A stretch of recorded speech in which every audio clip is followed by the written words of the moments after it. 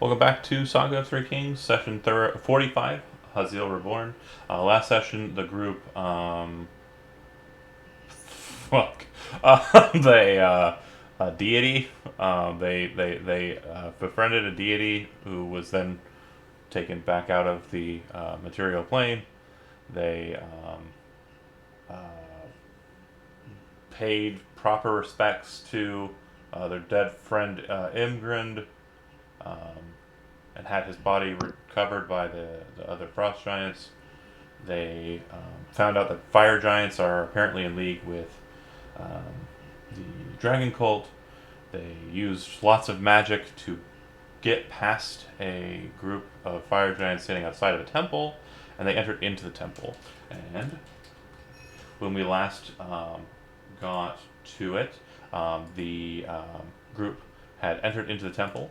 It took you about I would say, give or take a minute at 30-foot pace, which is the slowest of a lot of you, about a minute to get from doorway to hereway. And so you're all kind of just at the southern portion of the temple. I'm going to cue up a bit of music, set the mood, and then I'm going to describe what you see before you. Hey, is it Um, just me, or does anybody else always think Dragonborns had tails? Because I always assumed they did. they don't. Sorry Um, about that. the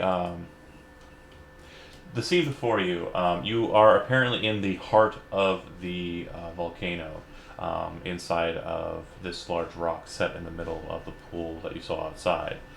Carved throughout are icons of birds, especially on the north wall of the chamber you're currently in.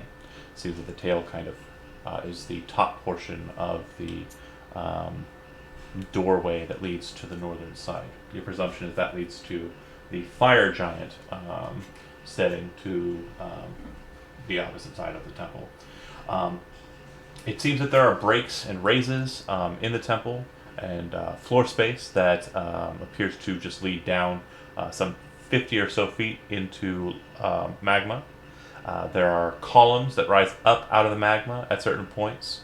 Set on those appear to be ancient braziers made of stone and a strange kind of uh, rusty colored metal. Inside of those, you can see there's like a bluish glow, and based on what you can see from your position, it appears to be the same icy metal that the berserkers were using to fashion their axes out of. In the center of the room, there appears to be a pool of magma and an island set inside of it. Standing on that island is the dragonborn that you see on the screen before you. And he is just kind of holding his chin with one of his gloved hands, kind of looking at this crystal floating in the air.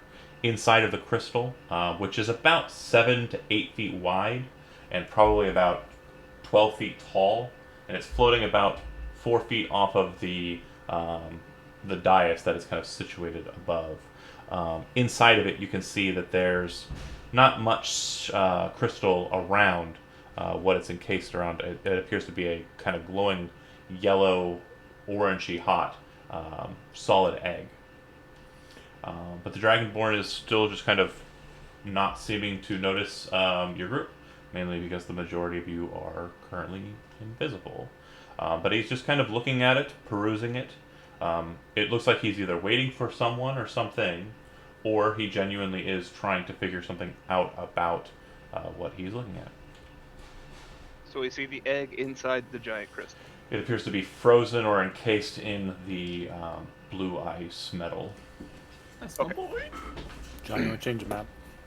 Yeah, I do. One sec. Yeah, I thought mine was just lagging like super bad. Good. It's a neat map too. I like this map.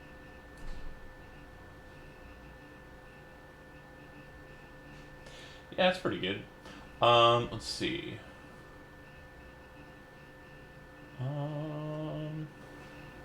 Okay.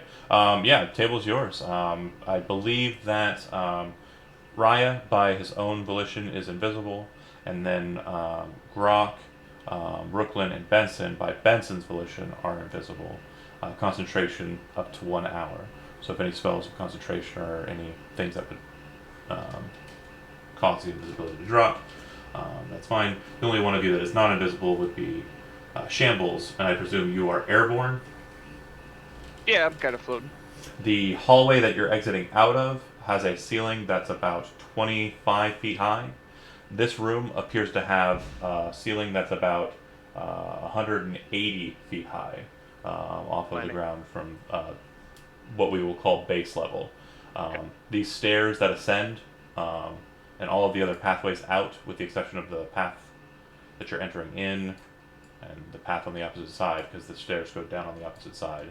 So this is base level, this is up 10 feet high, and then this is up 10 feet beyond that, and then the ceiling would be up 180 feet from your position, 170 over the main floor, 160 over the other sides.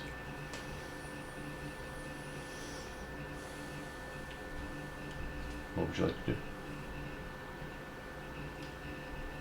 I'm gonna whisper to the group that I'm gonna stealth ahead and try to get the jump on this guy.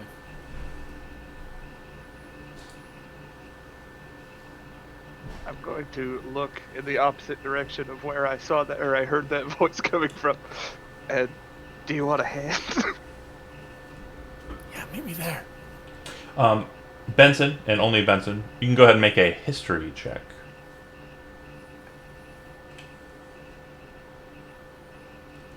Something about this Dragonborn's features. Yep, with that, something about this Dragonborn's features and attire is very familiar. The cloak that he's wearing seems to be of a very old, ancient style. It's definitely not fashionable to wear this weird kind of tripartite cloak that he's wearing. But yeah, there's something familiar about just the way he looks. You're not able to place him, but fuck all. It feels like he is somewhat important. Is it sort of noisy in here since it's the heart of a volcano? It actually is very still. There is a kind of ambiance, but it's not like loud or craggy. It's just intense heat. Otherwise, it's Yeah, it's kind of like if you've ever pretty stood. calm in here. Have you ever stood in front of a pizza oven? Sure. It kind of has like. Do I look like I haven't stood in front of a pizza?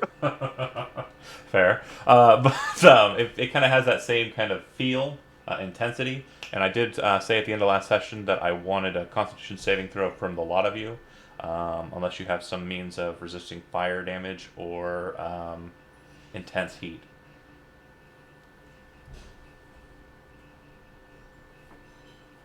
Good Shambles. Failure Jeremy. Failure Brooklyn.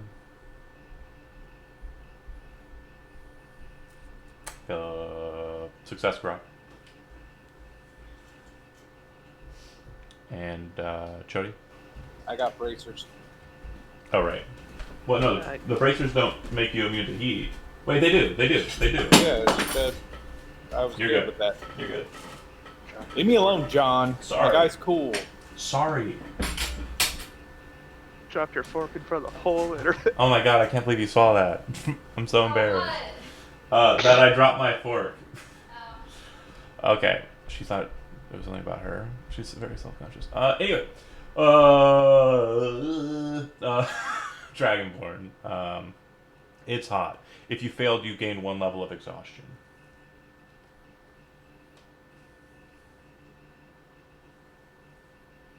Is that on the sheet somewhere? No, but all 1 level of exhaustion will do, and I'll go ahead and denote it'll be Half your movement speed, isn't it? no, it's your ability checks, and that's for skills, not for weaponry and stuff, are made at disadvantage.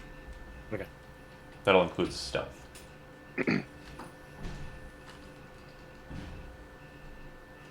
But you'll have advantage because you're invisible, so nice and balanced. But yeah. Is anybody else saying anything? Otherwise, I'm going. I'm going to assume that Ryan's going that way, and I'm going to start tiptoeing through the air. I'm looking questionably like I know this guy. Well, no one can see you doing it. We can't see you. So I'm going to spend my bonus I love action this. to dash so I can get adjacent. And I will be moving at stealth. Okay. Make a stealth check. I'm gonna be going around on the left to try to get adjacent to him. 25. Stealth check. No stealth check from you. You're visible. There's nowhere for you to hide. Shambles, if you're moving up to him, it will cause this situation to start. Oh, thought I could sneak up. I thought he was pretty focused on that egg. He does seem to be kind of focused on it, but it's not so dead focused that he's not aware of like a flying robot moving towards him out the way. Yeah, all right. I guess I will wait for Raya to appear, and I'm gonna beat feet once that happens. Once you get close to him, you'll note that he has the one hand on his chin, and his other hand you see it kind of like low, and you can see that it's glowing, like there's some sort of magic on his hand. Okay. Kind of a bluish color.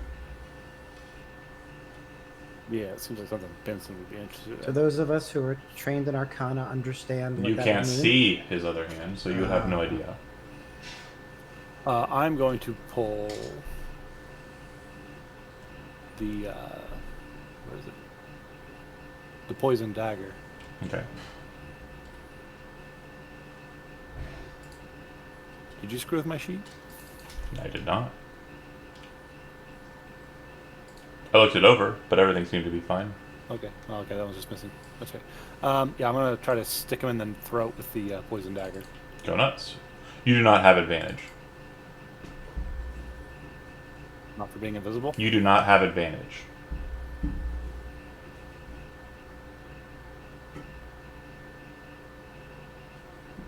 How do I not have This advantage? guy's new. I'm just going to go ahead and say it one more time, just so you got it. You do not have advantage. Is it because you failed your con save, Jeremy? You don't have advantage. That's it. That's all I'm saying. Alright, that'll hit. He will not need to make the Constitution saving throw. You appear. You see him kind of take the blow to the shoulder, and he kind of shunts to the side. It doesn't look like the poison matters to him. He will be taking 7 points of piercing damage. What about the crit? He'll be taking 11 points of piercing damage. Apologies. He kind of turns and looks at you, and he goes, "Oh," and he kind of raises his hand up into your face. Hey, hold on. He doesn't care about poison, or he cannot be poisoned. He is immune to the poison condition, and he's immune to poison. But again, yeah, just instead of trying to fish for the rules, just assume I know what I'm doing. That said, you stab him in the shoulder, he kind of glances off to the side, looks at you, and smiles and says, "Oh," and he raises his hand up into your face. Roll initiative.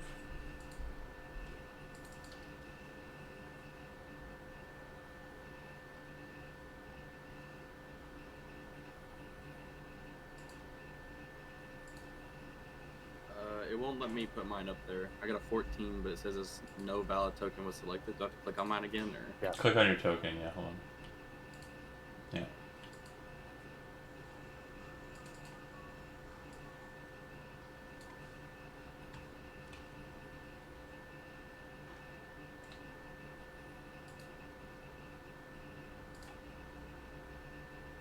What's your character's dex, Chris? 2 or 14. Okay, mine is 15 and also +2, so I guess I go first.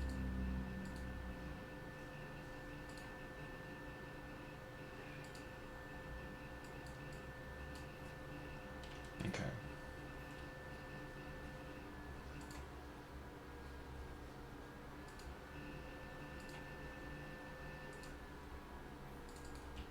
On 22, you see his hand kind of glow, and you see the kind of magic dissipate around him, and he grins, and he kind of holds his hand in between himself and Raya. Nothing else happens. Shambles. So it's just like a wall of He seems to energy be. in front of him. He seems to be kind of like glowing with like a Master Chief kind of glowing shield, if you know what I'm saying. Like, you know when you hit Master Chief and he kind of has like a glow to him. I want like a plasma pistol. Yeah, you want a plasma pistol is what's up. Okay. Okay. All I got are punches. That's fine. Well, So back I'm of getting the up neck there. should do it. Check distance real quick. Pretty sure I make it. Oh, I make it. Alright. I'm getting up there. And yeah, I'm just gonna start wailing on this guy. Go for it. 12. You miss, and make a strength saving throw on the Strength first attack. saving throw. As you come in with the pitchfork and lance at him, he kind of turns his attention. His hand switches over to you. You watch as the first spike of it hits his hand and kind of goes through his fingers. You watch him close his hand on the fork tines and throw the pitchfork out of your hands up into his. He's holding your pitchfork now in his hand, and he looks at you. Interesting weapon. Yeah, it's mine. You can still make Kinda- attacks, but you can't do so with the pitchfork any longer. Kinda shouldn't have clicked that so fast then. Alright. Yeah, he's getting kicked and punched. Go with it. For sure. Hit. 23 to hit. Yeah, we're doing the flurry of blows. 27 to hit. Mm-hmm. Oh, and I have second attack with unarmed. Sorry. Mm-hmm. 18. Miss. Oh, sorry. I apologize. 27. Yeah, okay, you're good. So 18. So 18 total. I'm going to do the stunning strike, Okay. Con saving which throw. is DC 14 con, and I'm also going to try for the was it flurry of blows special to Open not hand. take reaction. Oh, no, yeah, Oh. open hand. Yeah. Okay. Well, he's already spent his reaction. So he'll. Yeah, that's fine. He will make his saving throw. You watch as you hit him and kind of like hit him in the neck, where the stunning spot is, and kind of flex in it. You see him kind of, and kind of like consciously kind of move his body into it, like as if he were changing the pressure point or the point where it would stun, so that it like is off just a little bit. It's strange, almost like he didn't use a Constitution saving throw for a Constitution saving throw. That said, any other movement or your bonus action flurry, you've attacked, you're done, right? Yeah, I'm good. I'm tapped. Before your turn, Want or that pitchfork back. before his turn starts, and before or right after your turn ends, he'll use a legendary action to attack you with your own weapon. It does a D6 or a D8. For him? No. What is your pitchfork? It's a spear, right? Spear. Yeah. D6. D6. Okay. Sorry. Oh, right. Monk. Sorry. Yeah. You do more with it. Sorry. So he attacks you with your own spear. 24 to hit. And as it hits you, you'll take 12 piercing damage. And It's a +1 spear. Yep, 12. I counted that. Okay, nice. Thank you. And 13 psychic damage. And the next time Wow. that you attack him, you have disadvantage on your attack roll against him. As he hits you with it, you see him kind of look at it and go, and throw it up in the air. It flies over you and tumbles onto the ground behind you. On that attack, I'm going to use the Sentinel feat and stab him. It would intercede, so yeah, go ahead. 28 to hit. Yep. Sneak attack given an adjacent ally. Yep, so 28 total. Okay. All right. It won't stop the attack. Right. But yeah. Cool. It goes to his turn. You watch his wounds kind of regenerate from the sneak attack as he turns his attention to Uriah. And as he kind of looks at you, he grins. He throws his hand down, and you watch a black blade appear in his hand, kind of liquidy, like shadow, but made of fluid, and then snap into a solid state. And as it does so, he brings it forward to attack you with 3 times. Just for reference, that was the action I was looking to read spells, and I took that one back. So 31, 24, and 24. All hit. Okay. So it's going to be total physical damage will be 12, 11, and 10. So 21, 33. 33. And then the psychic damage will be only 27. And then you, on your next attack roll against him, have disadvantage.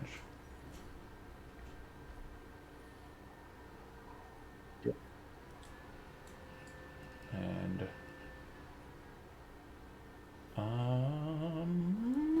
He's done. At the end of his initiative, but before yours, Raya, you watch his sword kind of just vanish. It just kind of splatters onto the lava as it hits and kind of rains across it. You watch like each bit of oil kind of burst into its own little flame, and as his hand goes away, he kind of raises it back up and it turns blue, and the ward goes around him again. Go ahead.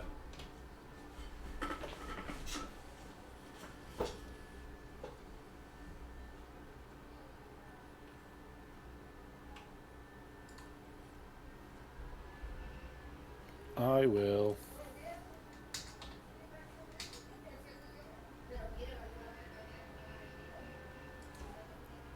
Don't know. Hold on. Okay. Rogues have so many options of things to do. Are they going to be bringing out chips pretty soon? Don't do that. I'm gonna bonus action disengage. Perfect, acceptable.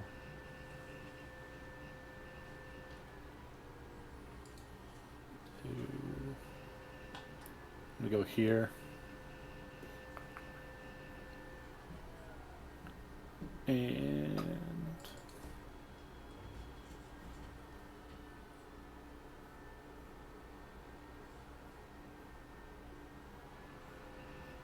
is the bonus action to cast the ghost knife cantrip? Does it Yeah. have to be a bonus action? You can use your action to disengage, and then use your bonus action to ghost knife.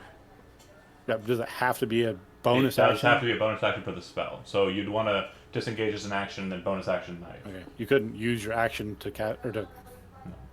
Okay, but okay, then that. Okay. Cool. He kind of turns at you, or he's kind of looking at you as you do that, his hand holding up, and he goes, and then turns his attention to Shambles, almost as if he's not concerned. As he does so, and in between Ryan and Grog, he'll spend his last legendary action to cast a spell. You watch his other hand kind of very quickly move, and now there's 5 of him, all standing kind of next to each other, pretty close to one another. Benson, you recognize this as the spell Mirror Image. Grok, you're up. Yep. So if I were to dash, trying to think how much would I expend to go up the steps? Steps are free. Okay.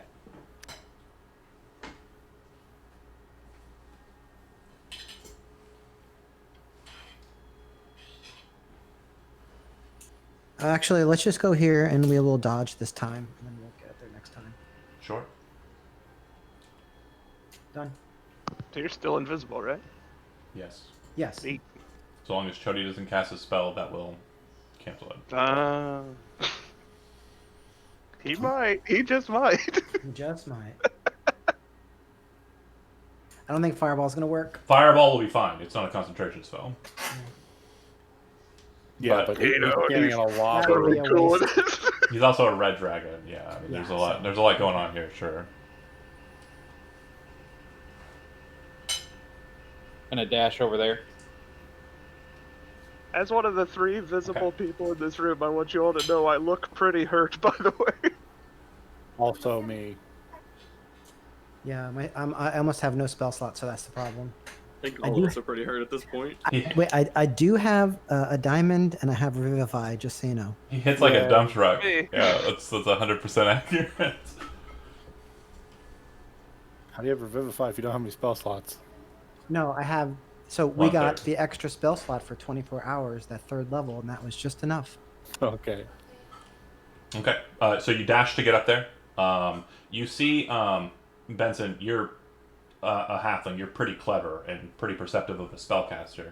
You notice he turns his attention to Shambles, and you're rushing across the stones. You see him go and catch you. Like, you don't think he can see you because you're invisible, but you do notice that he looks directly at where you are for a second and then snap back to Shambles.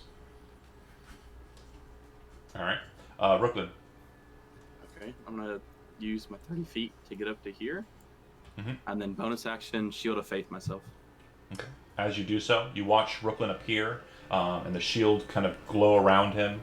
It's not too dissimilar from the weird aura that's present around the Dragonborn, except the Dragonborn's appears to be stronger.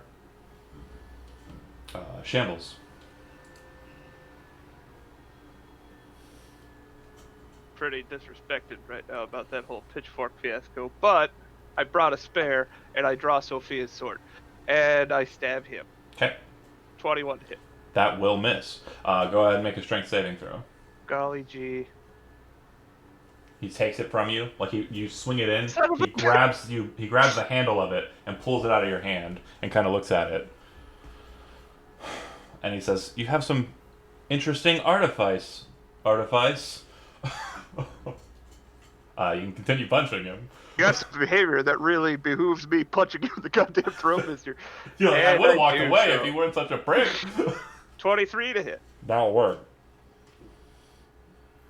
8 bludgeoning. Mhm. Bring in a kick at 17. Blocks it with your own sword. Bring in a knee to the chest at 28 crit. That's gonna work. 7. Don't fail your strength save. He'll pull your hand right off your And body and throw it yeah, aside. I'm gonna have to go for another stunning strike. You can only do it for weapon attacks. I know, No. but you know. What? Weapon attack.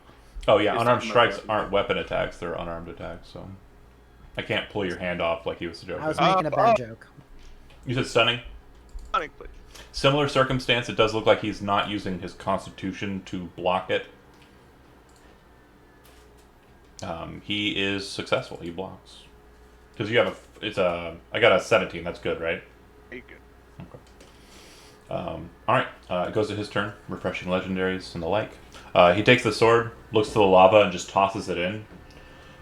You watch as it starts to slag on the surface. Oh, that's mean. And he kind of looks at you and he says, "I don't want to have to." And the big black sword appears again in his hand, and he starts going in on you.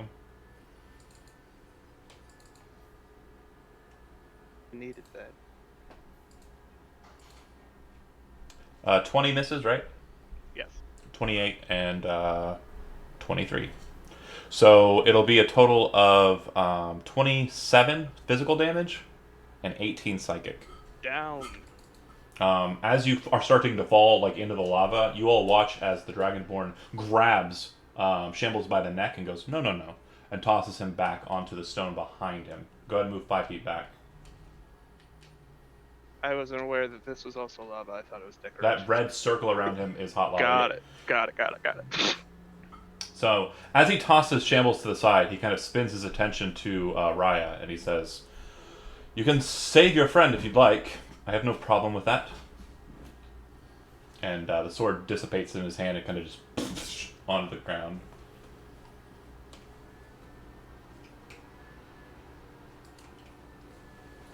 I'm cool. I was built to die. You all know this. We all were. Good man. Gain inspiration. Ain't it the truth? Yeah, I guess I'm gonna try to shoot him in the brain. Okay. I will bonus action because I'm gonna stand still and. You're using the ghost knife? Yeah. Don't worry about rolling anything. You hit him dead on with the most perfect clarity. It doesn't seem to affect him. He's immune to psychic damage.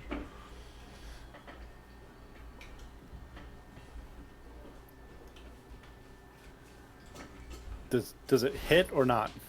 Okay. Yeah, go ahead and roll. No, I like. So yeah, it hits him. It hits him dead on, and it looks like he, Hold on, please stop. Because I want to use my boner action because I'm standing still to gain advantage, which would give me a sneak attack. you die don't have bonus. advantage.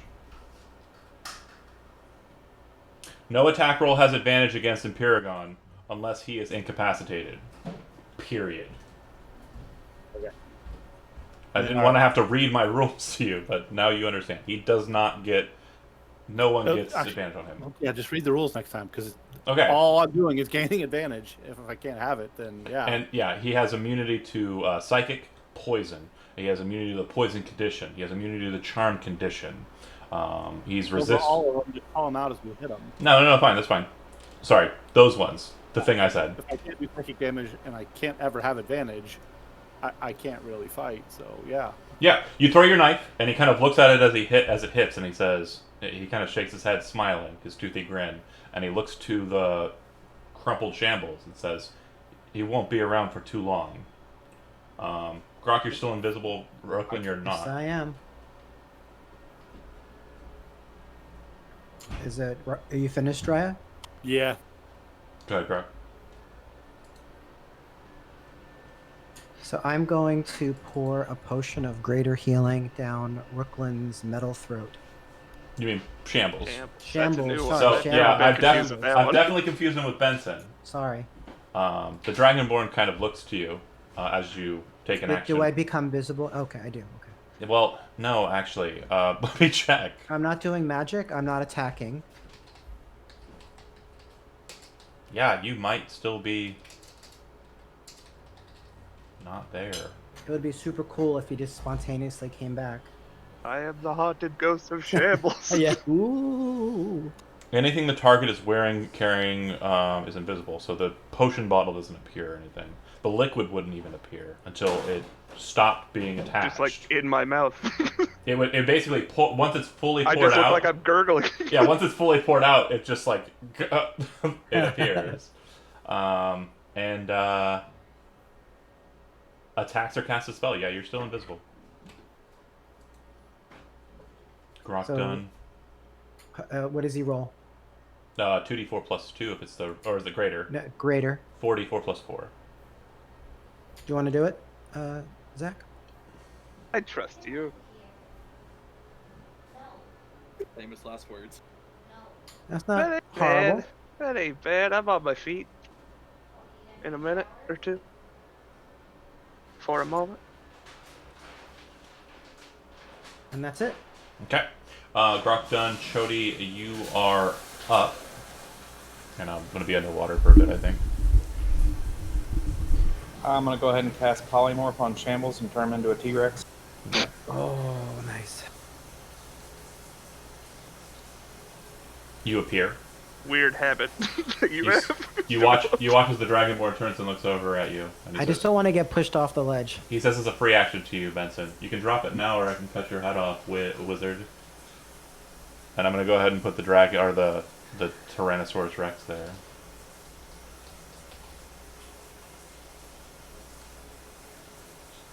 Drop it or take my head off. He said, "Drop the spell, or I'll take your head off, wizard."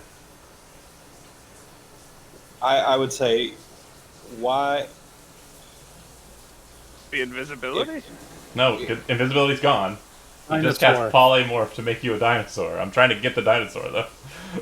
Sorry, I suck at token management. You're doing great. Thanks. I would say, why didn't you kill him right out? And why are you protecting this crystal? You're not mine to kill, and I'm not protecting the crystal. I'm curious about it. But free action time, about 6 seconds. That's clear. I'm trying to find the T-Rex. Do you drop it? Maybe? That would be so helpful. Roll intimidation, John. I'm not intimidating. No, you're not.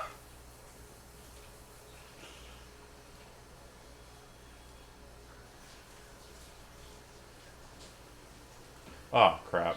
What? You could always just pretend that Shambles is T-Rex.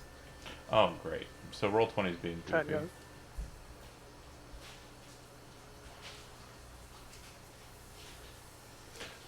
Let's see. Did I put him in miscellaneous?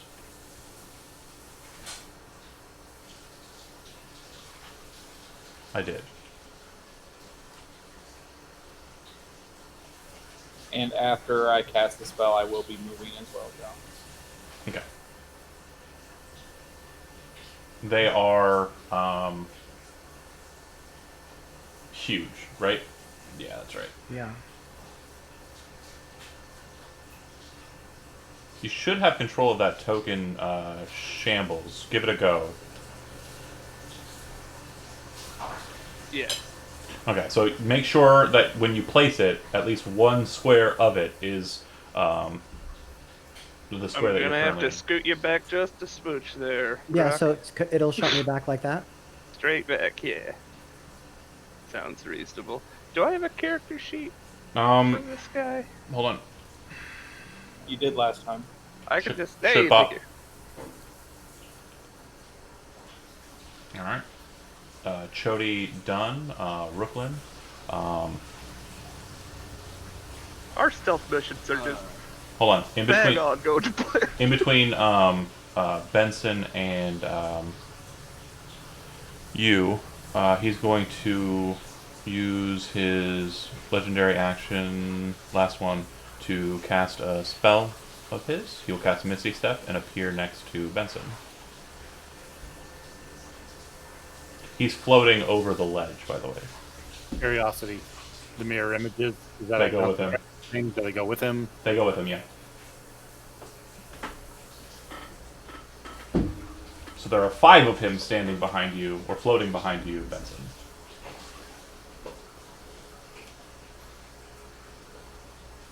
Alright, I'll move up to here, and then I'll use, let's see here, a bonus action to cast Misty Step to get me next to him, Okay. like next to Benson here.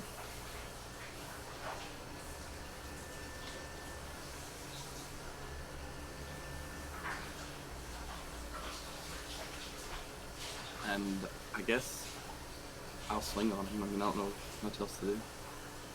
Yeah, he's currently does not have the blue aura around him.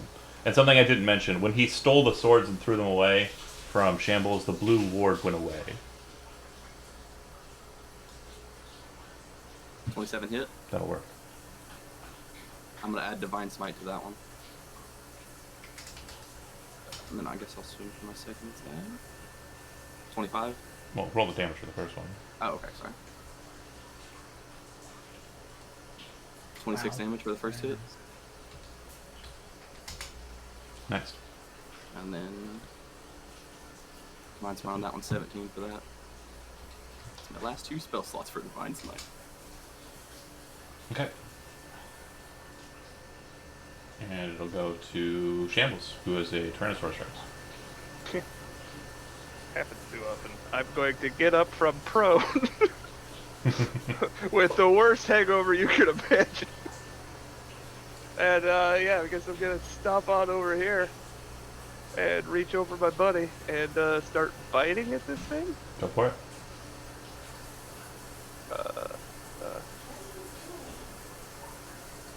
Can attack against the same target. Okay, yeah, I only get the one attack. Bite. 13. He catches the teeth and pulls them out. No, I'm kidding. If you have inspiration, anybody, that would be pretty awesome. Solid miss. I will use my inspiration to have him hit. Okay. Okay. Roll damage. Can you pick him up or something? I mean, you could, He's- except that he can't be grappled. So 30. It doesn't Son of a appear. bitch. It doesn't appear to work as well as you'd hoped, because he's resistant to non-magical, and you don't carry your traits over from polymorph. Okay.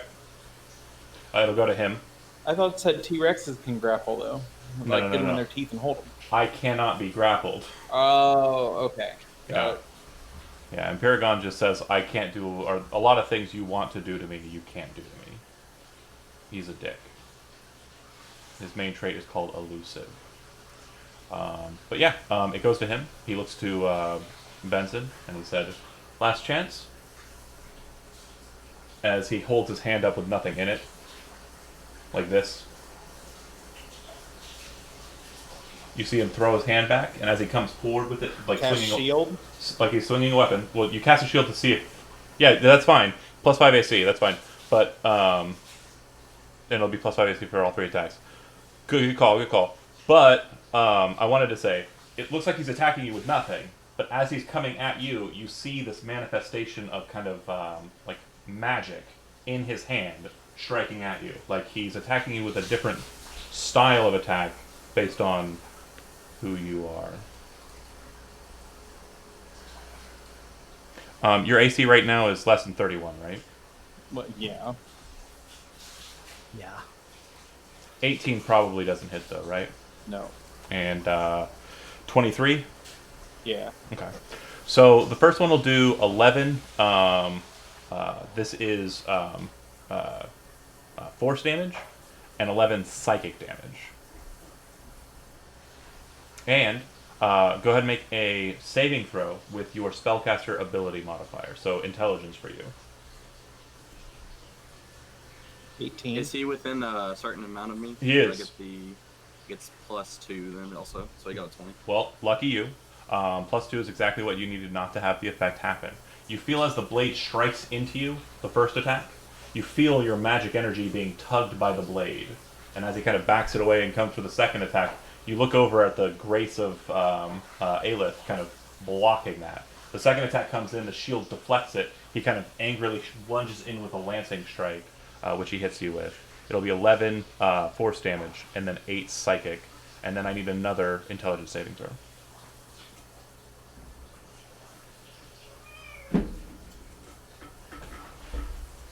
21 plus the 2. You're good. Yeah, again, it feels like he's trying to draw your magical energies out with his specific attack. As he attacks him, I'm going to use my Sentinel. The first one, yeah. 19 hit. Doesn't hit. Alright. After his turn, and before interceding to Raya, you see him raise his hand up again, and the blue aura emanates around him, as he's no longer... I mean, he wasn't really holding anything at all. But yeah, the defensive ward pops back up again. How's this guy looking? Healthy as fuck. Huh. Can mage armor and shield stack? Yeah. If you have mage armor... Did you have mage armor cast prior? Oh, shit! No, I'm saying for future. What happened, John? He still has mirror images, and I keep forgetting about them. It's fine. I'll remember them from here on forward. Most of the stacks probably didn't hit him, but whatever. Whatever. Somebody should probably investigate that egg. I'm gonna eat mashed potatoes, you guys. So, Were you done? Yeah, I said it was done. I'm gonna walk over. So if we're not yours to kill, and you're trying not to kill us, it seems. Why are you here? As I said, I was examining the egg. He says, as he's kind of blocking and attacking your friends and the dinosaur. You put all my stuff away as I walk over. But like, why are you here? What are you doing? I don't have time to talk! It's a hard conversation line here, I can't do it. I still have these people fucking with me. Grok, you're up. Unless you have something else, right?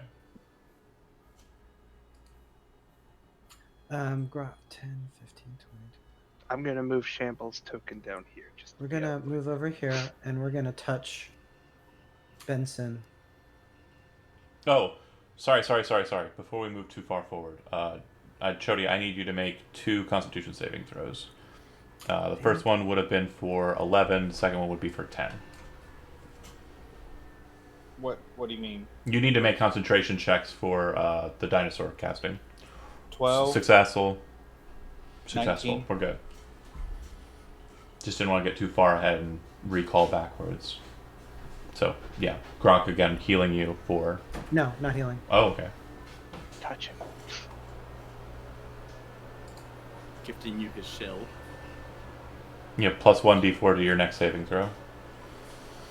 And I'm still invisible. Well, rather, to 1 saving throw. Oh, I'm not you are invisible not, anymore, right? You're not invisible, no. Okay. I'm not invisible anymore. Okay. Then what I'm going to do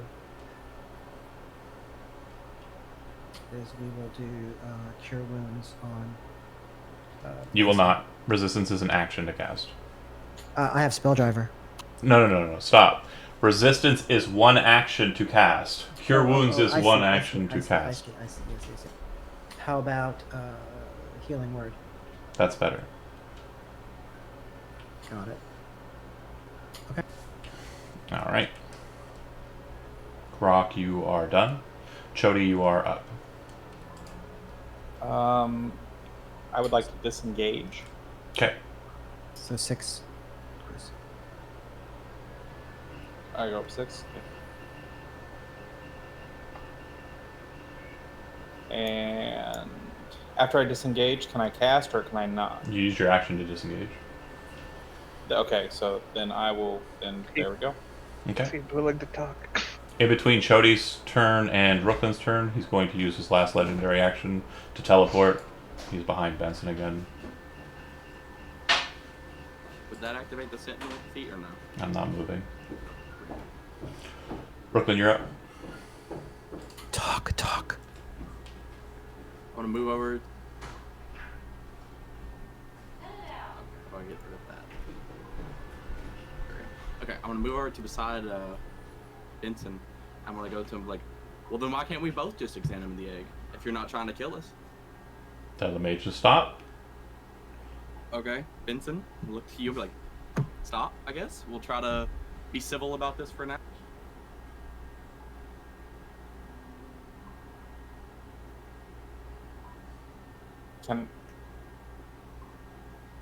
Can I stop it at any time, or is Yeah, that... it's a free action to drop a concentration spell. So if I drop this, are you going to continue to attack us if we stop as well? We can talk about this like civilized casters. I don't have any purpose of talking to you, but I won't continue to murder you if that's acceptable.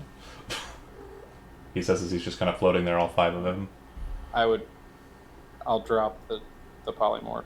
Okay. Shambles, you are now you. Place yourself in your space. I'm floating where the head was. And Brooklyn, you are not engaging in any way, right? No, I'll just put my sword up. Okay. And then it'll go to his turn. He just kind of floats there with his arms crossed. Say something, Brooklyn. That was what I was mentioning. Raya. I continue doing that. Okay.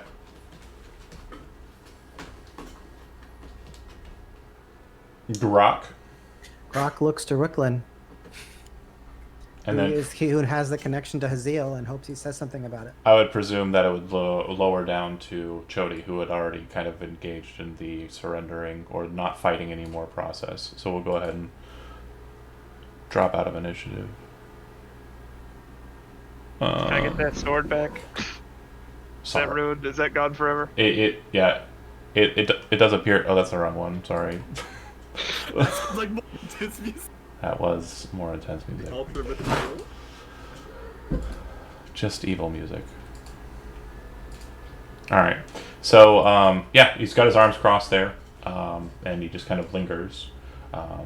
Yeah, you can see that Sophia's sword appears to be slagged in the molten lava.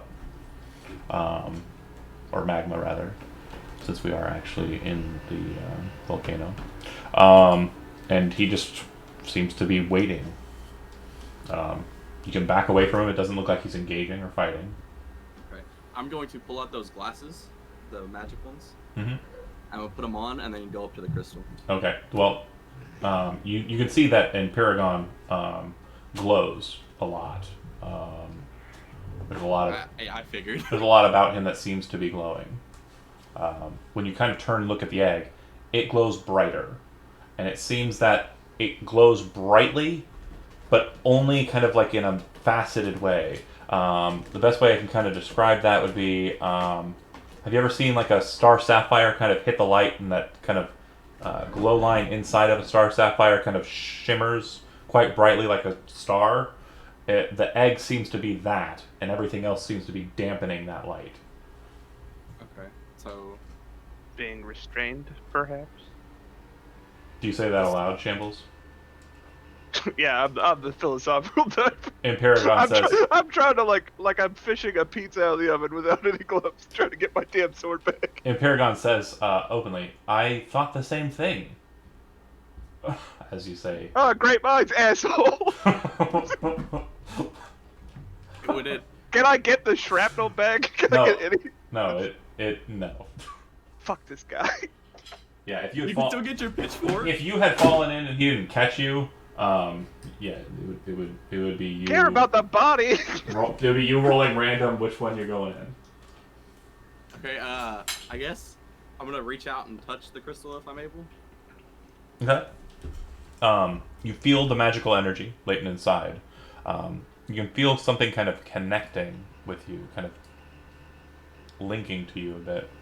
You're not sure what it is, but it feels raw, tangible. Like it's like you're reaching out to someone, and you can just kind of touch the tips of their fingers, but there's just something that's kind of holding you back. Right, I'm gonna explain that to Benson. After a few moments, you watch the 5 of Empyregon, or the 4 rather, of Empyregon, the extras, disappear.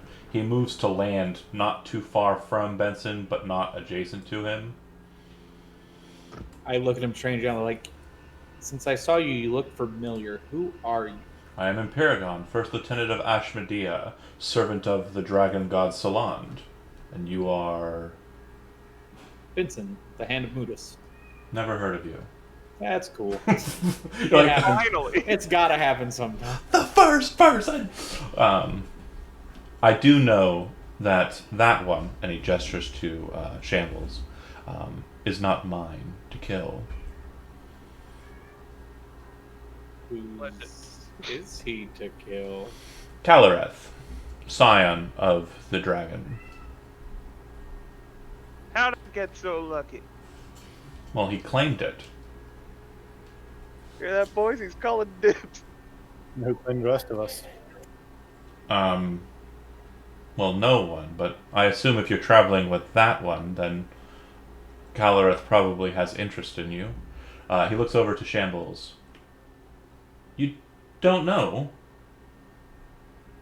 You can't feel his claim on you? Couple guesses. Well, you've seemed competent, cordial, and interesting enough, he says as he kind of scans over you all. I can do you a favor before I leave, if you don't want that tether anymore.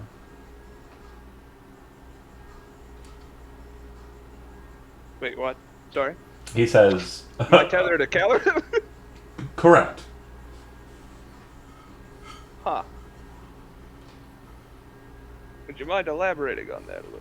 Of course. I'm not exactly versed in the You served once before. arcade. You served once before. But you became... Different? No. Well, yes. Your emotional state changed. What you thought was okay at one point in your life, you started to feel wasn't. And you wanted to know where it would be that you would end up. Unfortunately, you didn't realize that you were bound. And such knowledge would be sacrosanct to magics that were already placed upon you.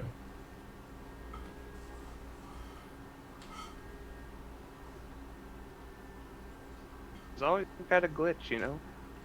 Yeah, Benson, as you're kind of standing there and like this conversation is going back and forth, the thing that you've noticed is all the wounds on Empyregon have healed completely. All of the cloak tearing and like marks and anything that has happened to him, that's all been mended in the time that he's just been standing there. And he says, I would tell him I really like that trick. That like saves so much time on sewing clothes and stuff. That's fantastic. it's the older magics. The elves were quite keen at creating clothing, but apologies. Looks back to Shambles. Your tether,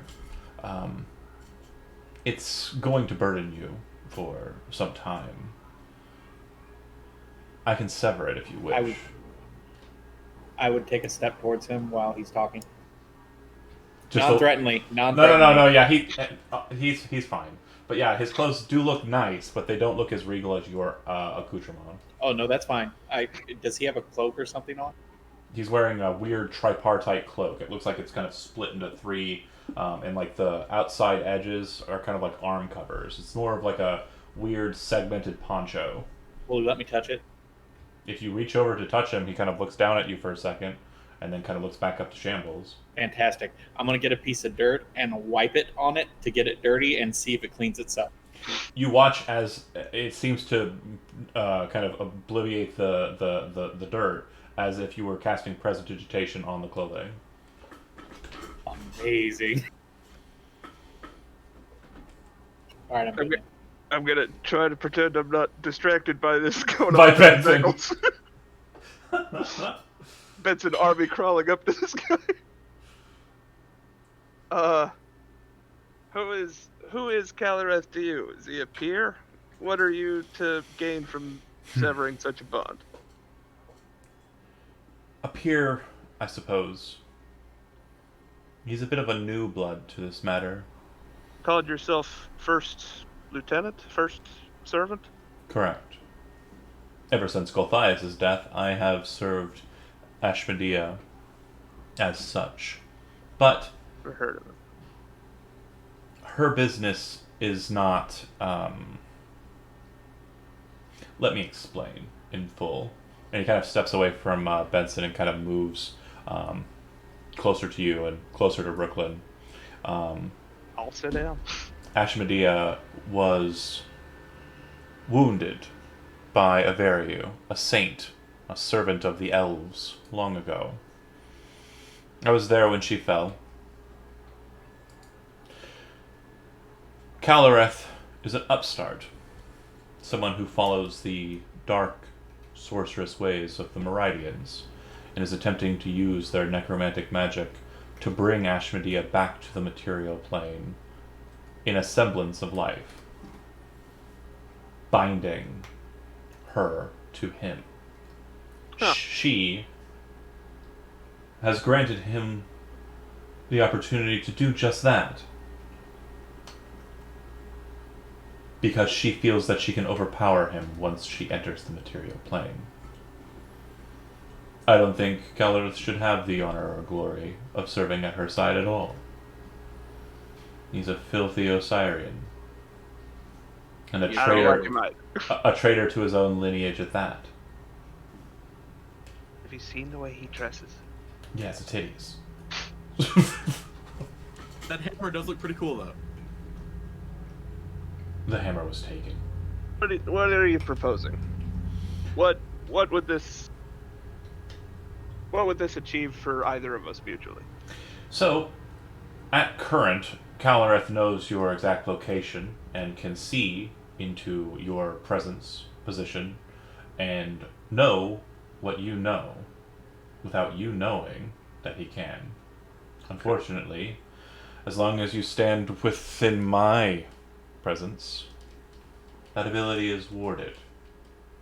I'm sure he's having a fit as we speak. I do not want him to grow in power. I do not want him to bring Ashmedea back to this realm. I want her to be reborn in her hell and reign there. The material plane is boring. Trivialities. Cool shit happens once in a while, pal. Fair enough. Did you not see, like, 8 seconds ago when I was a T-Rex? He grins, and then he turns into a T-Rex in front of you. And then speaks. I think of it as a banality. Hey guys, he honestly. just burned a spell slot. We're good now. We can take him. You just watch him change back. And make an Arcana check, Benson.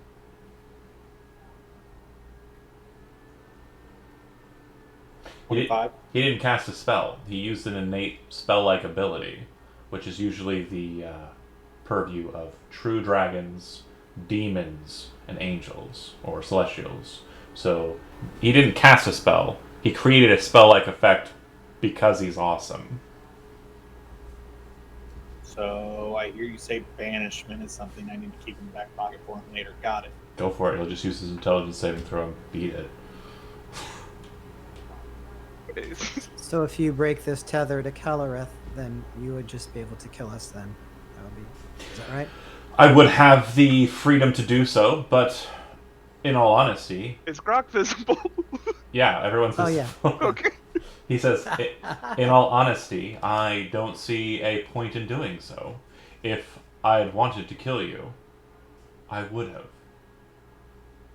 You have much more pressing matters, he says as he looks over to Brooklyn and the egg, to deal with. Much more chaos to sow here in your own plane. Look, I'm gonna be straight Sure, honest with I do have everybody. one more I question. feel like that tether, the breaking of the tether, is probably the best thing we can get right now. I agree. Even though he might be doing it for shitty reasons. Cross that bridge when we get there. Yeah, yeah. And reasons. He wants Ashmedea to come to this plane. He does not want her to spawn here. He wants her to go to hell and do it the correct way. She can take rule of whatever she wants, however she wants, when she's fully reestablished in her own hell. So he's kind of working against Kalreth. And if that's the point, why not just go kill Kalreth yourself? Because I'm not allowed to. He is not mine to kill. He's Ashmedea's. You belong to. Ashmedea. Demons and servants of demons, like myself, do not typically enjoy following rules. But as the Shedem is bound by the archdevil Luciferal, rules and rules of blood are the most important things we have in our lives. So then you must have your own plan for bringing Ashmedea back to hell. Bringing her back into her throne, correct. I would hate to see it usurped by anyone besides her.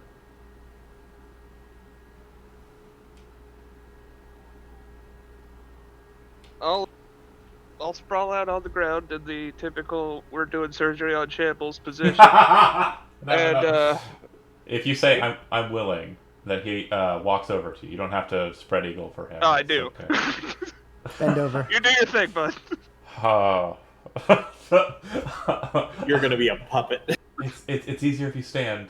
It really is. He asks to see your hand. Hand up, and I hold my hands up. He places his nail down onto your palm, your metal, not really your palm, Mhm. and you see him draw a line. And as he does so, you watch, and Benson, you watch and you go, and you can see that he establishes his lifeline back onto I was gonna say the lifeline. I was totally gonna say that. back onto Palm reader. Shambles' hand. This will have no other ill toward effects. Your current state and your current binding to the sidereal will remain. But Kalreth will no longer be able to see through you. And he draws a second line, kind of crossing it, smaller, with his pinky nail. This line will prevent him from looking in on you through any other means. You served him Scarves. any other means. Okay. You served him in life. You elected not to do so any longer. You wished to find out what your next step was. And his magic stopped that fortune from being had. From you knowing your future. The poor mage who cast that spell upon you to discern your future must have been shocked and in horror when you disintegrated in front of him. Would say horror, but I it was it's kind of shocking. odd. He looks over to Benson and he goes, "It was you." I mean, I look at it. I go over and I start reading his palm, and all of a sudden he poofs back into a scarecrow back at the farm. Dang it! Oh Empyregon, god! Oh god! Oh god! Empyregon says, as he's kind of turning about and moving away from Shambles, he says, "Well, the deed is done, and I understand it that your goal is to kill Kalreth because of his wronging of you. Correct?" There's nothing to do with it. We actually just want to prevent Ashmedea from coming to the material plane, much like you. Fair. Well, best of luck. Crossed my mind. Time or two. Best of luck. I'll give you one more parting piece of information. He lairs high up on a keep in a mountain to the north side of what I believe you call the Cloud Lake. I know it. I think. If you go there, understand you are not walking simply into a normal bastion or fortification. He has built it on a ley line between the material plane of Urs and the plane of death.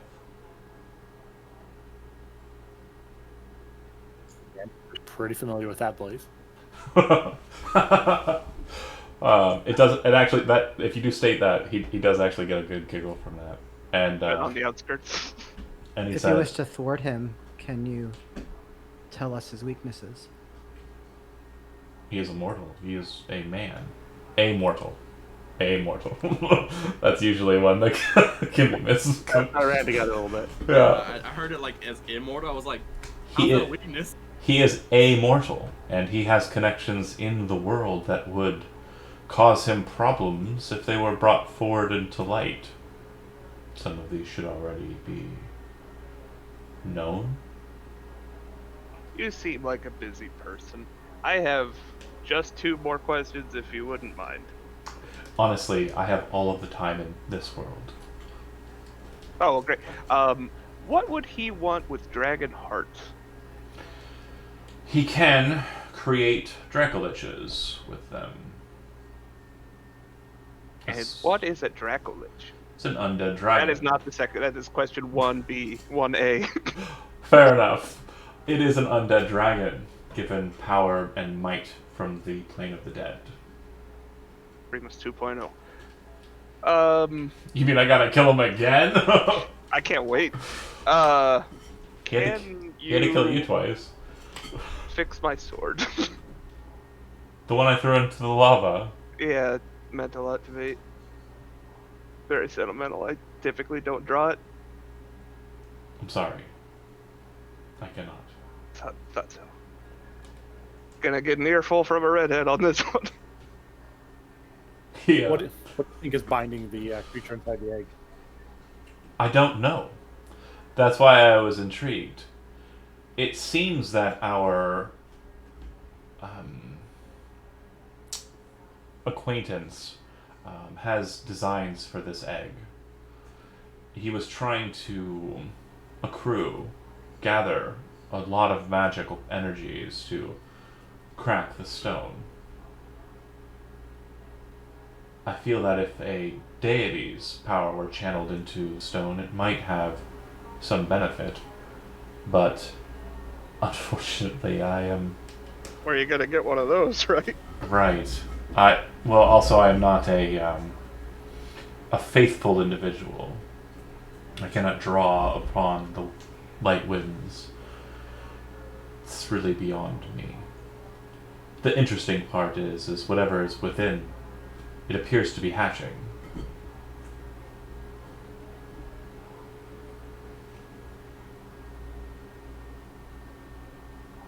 Well then, What is that good? I have a question. of course. You were talking about us going to this place, and Well, I was wondering if there's any help that you could give us as possibly showing us the teleportation circle there. I'm guessing that since it's on a ley line, there would have to be one close. no. He does not walk to that place through normal arcane means. There is not a teleportation circle present. He says that after taking a couple seconds to think Really? about it. Like, he didn't know it offhand. Okay, Huh. and you said you're not a faith, so me being a paladin, to crack what's holding this egg is what I'm getting from that. Check.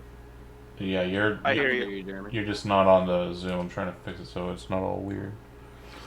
Gosh, I don't know what all happened. I don't know what I missed either. Okay. Someone catch him up while I try to. Essentially, he's told us that there's no teleportation circle at Calorus place, and that the egg is hatching, and whatever's in it is hatching, and that it would he's not able to get rid of like what's holding it because he's not a faithful person. With the power of a celestial to break it. Yeah. But we've released the celestial, so that's gone.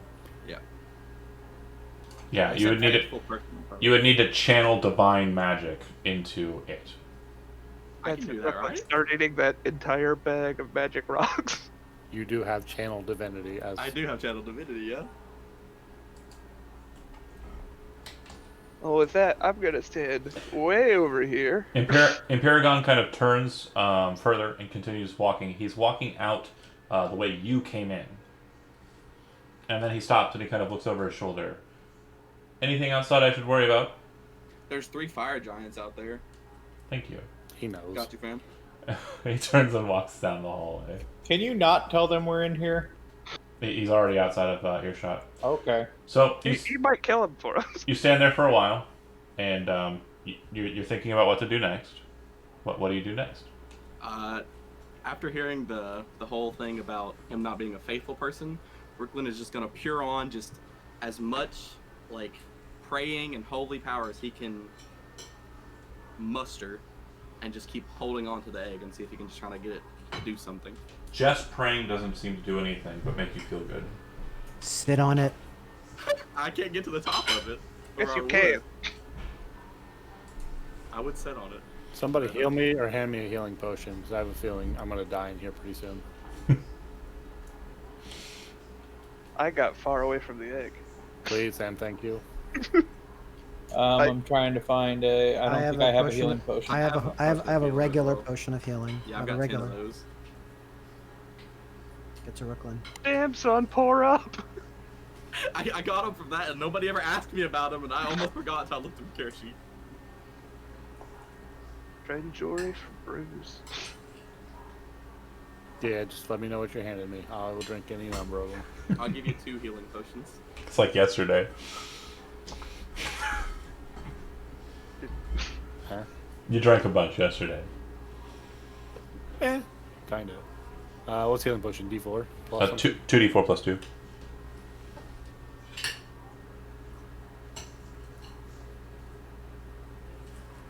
Yep. I have no idea what I'm eating, but it's really good. On that, doing nothing, I'm gonna look to Benson, but hey, you got any ideas? You're the magic man. Alright, do you have spell slots left, Brooklyn? I have 2nd level spell slots only. Because you need to cast Channel Divinity into the egg. Channel Divinity isn't a spell, it's a class feature, and you can use it Oh. once per day. Oh, Try that then. yeah. He already did it, didn't he? Oh. No, I Yeah. was just praying. I read Channel Divinity, and my brain went, that's not something you can do, that's just a fact. Nope. Okay, I'll Channel Divinity. You spend your Channel Divinity slot. You all watch the egg start to kind of glow brighter, and the blue coloration of the glass dissipates to a more kind of glassy, just transparent color. Then it breaks very violently, but it seems that all of the shards of the glass are turned into nothing more than dust, and kind of breeze past you all as it breaks outwards. Everybody in the room regain 300 hit points, God damn it. Just top me up. and any dead things in the room, with the exception of swords, are brought back to life. Damn it. So that wouldn't include my sword? Um, That doesn't count as radiant fire? we'll get to that. Alright. That Good said, thinking. the massive burst of energy, you see from it a shape, bird-like shape, and it lingers there in the center of the hall, its wings outstretched and its feet perching on the dais that was beneath it before. Its head kind of turns and its eye kind of looks down at Brooklyn.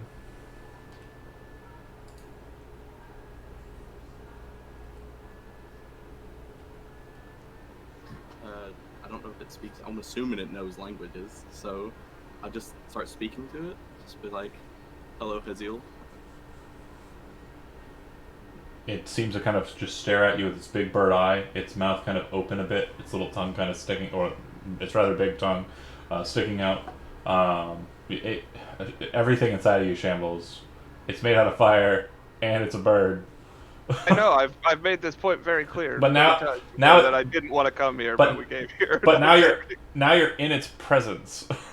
Yeah. Um, I'm just basking in it back here. yeah. My back speed away, ready to leave. You're like, are we done yet? It's kind of staring at you and looking down at you. You feel like a sense of gratification kind of wash over you. And that's for everyone in the room. And as it's staring at you, you hear a voice in the back of your head, Brooklyn, and it says, "Give me away." And it sounds like an elvish voice with kind of a sing-songy kind of essence to it. I can hear. Give me away. Is that what it said? Correct. I'm assuming since it's in my head, it can hear my thoughts. I'll be like, what do you mean? Give me away. Okay. I'm gonna pick up the sword and offer it to Hazil. Hazil kind of turns and looks at it with the other eye, and then kind of reaches out with its claw and kind of snatches it very delicately with two of its fingers, and then turns it and places the blade into the lava beneath it, or magma rather. When it draws the blade back out, the sword glows in a radiant kind of color, and the magma kind of drips off of it, and Hazil kind of reaches back out with the sword towards you. 1 second. Yeah, that's great timing. Oh, he has the sword now. It's all good to go. So exciting. But yeah, it does appear that the sword is taken by a Rooklyn. He's coming back. There he is. Continue the big momentous occasion. Okay, I'm back. Sorry, had to go open the door. Dips the sword in the magma, pulls the sword out, hands you the sword, and kind of turns it in its grip so that it's handing the handle back to you. The sword blade seems to be coming out of the fire, and as it does so, you can see that the blade's completely perfected. It no longer has the crack marks through it. Its green coloration seems to run with kind of red and orange and yellow, and so it's kind of like a strange, not quite a rainbow, but close, like a rainbow without the blues and violets. It just seems to be kind of like a very brightly colored sword. Grab it back slowly. Okay. You can feel that it's something that requires an attunement at this point. You can feel, well, it's definitely changed, but you can kind of feel like it's starting to like glom for that attachment, and you can kind of hear the sing-songing. It's no longer just the one kind of chord over and over again. It seems that it's going through a full verse. But you remember hearing when your mom and dad would like do services or pray to Aelith. It does seem to be that you are hearing the song of the wind from the sword, which is the song of your goddess. Very, very happy now. It does look like that. Looks exactly like that. That said, Hazil kind of hands the weapon over and starts turning its attention to the other people in the room.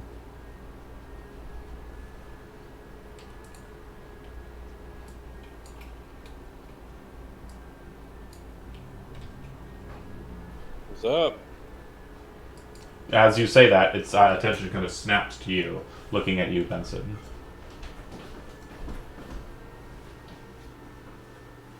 You kind of Can feel. we help you in any way? You kind of feel like it's kind of staring into your soul, like pouring through it and trying to muster, like what it is that you are thinking or what you desire. All the spells. Honestly, I would say my biggest desire right now is finding out Shambles stuff and getting him back to normal. That's Benson's biggest desire. I know, shut up, but I'm saying character-wise, he feels really bad about it. So whatever. Just proved it's not your fault. Hazil's attention turns to Shambles then. Yeah, Shambles is the most thought about and prescient thing.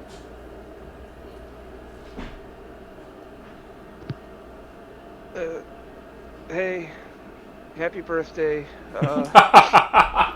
Inspiration, get it. I had it. Give it to someone else. Jeremy, you've had a rough one. He's immune to everything. I don't know, man. I don't typically have this conversation. What do you want? Well, are you still thinking about the sword? Yeah, kinda. I'm a little pissed. It reaches its claw down into the magma and pulls out hot, just smoldering kind of just metal, and you watch as it drips dry. You can see that it's Sophia's sword, and the bird tosses it because you backed away, tosses it in your direction. It lands perfectly, kind of at your feet. Pick it up and give him a nod. You can see that the blade seems to have a patterning now, and you can see kind of etching of orange and red throughout it. Grok takes out Thank you. takes out the scale of Uru and holds it. Snaps his attention to you. Kind of opens the mouth kind of curiously, and then kind of seems to be confused. Kind of steps in place a couple of times and brings its wings in to kind of close in, like it's not sure what you're asking or what you're feeling. I wish to guarantee the safety of Uru and to defeat Calareth. Attention changes. Looks over to Raya. I don't have anything he could fix.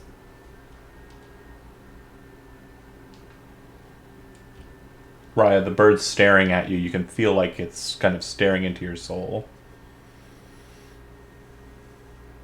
He probably lost him again, didn't he say? Oh, did he?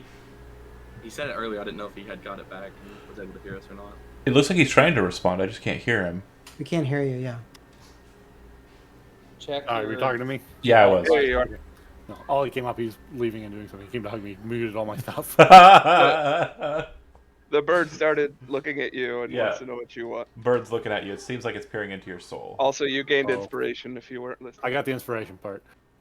Have a good time in there. I don't know what's in there. What?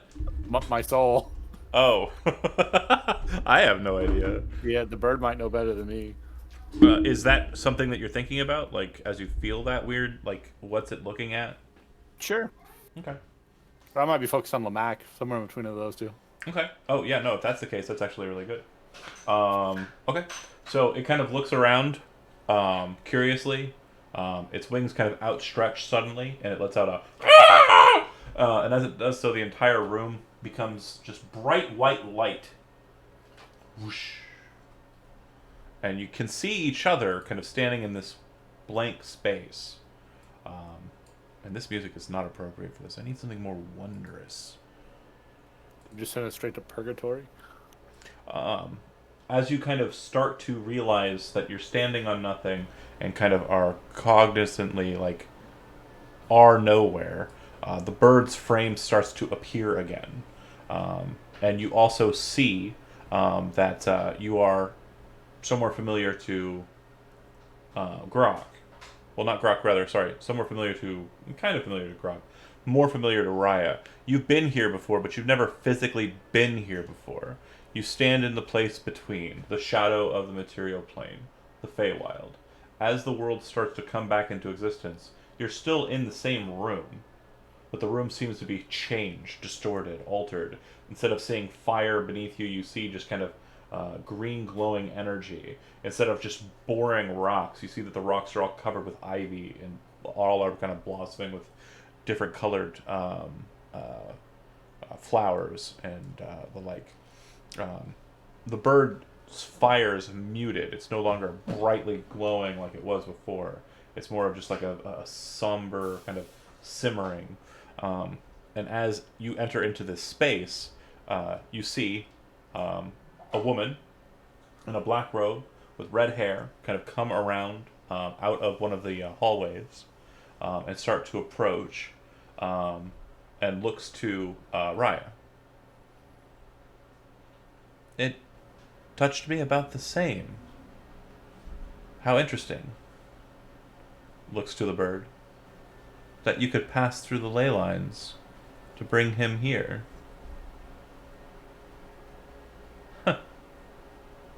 Looks back to Raya. So. Hello again.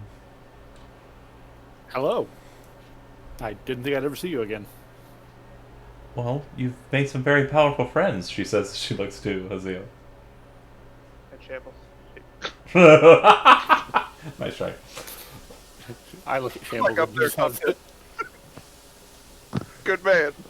Oh yeah.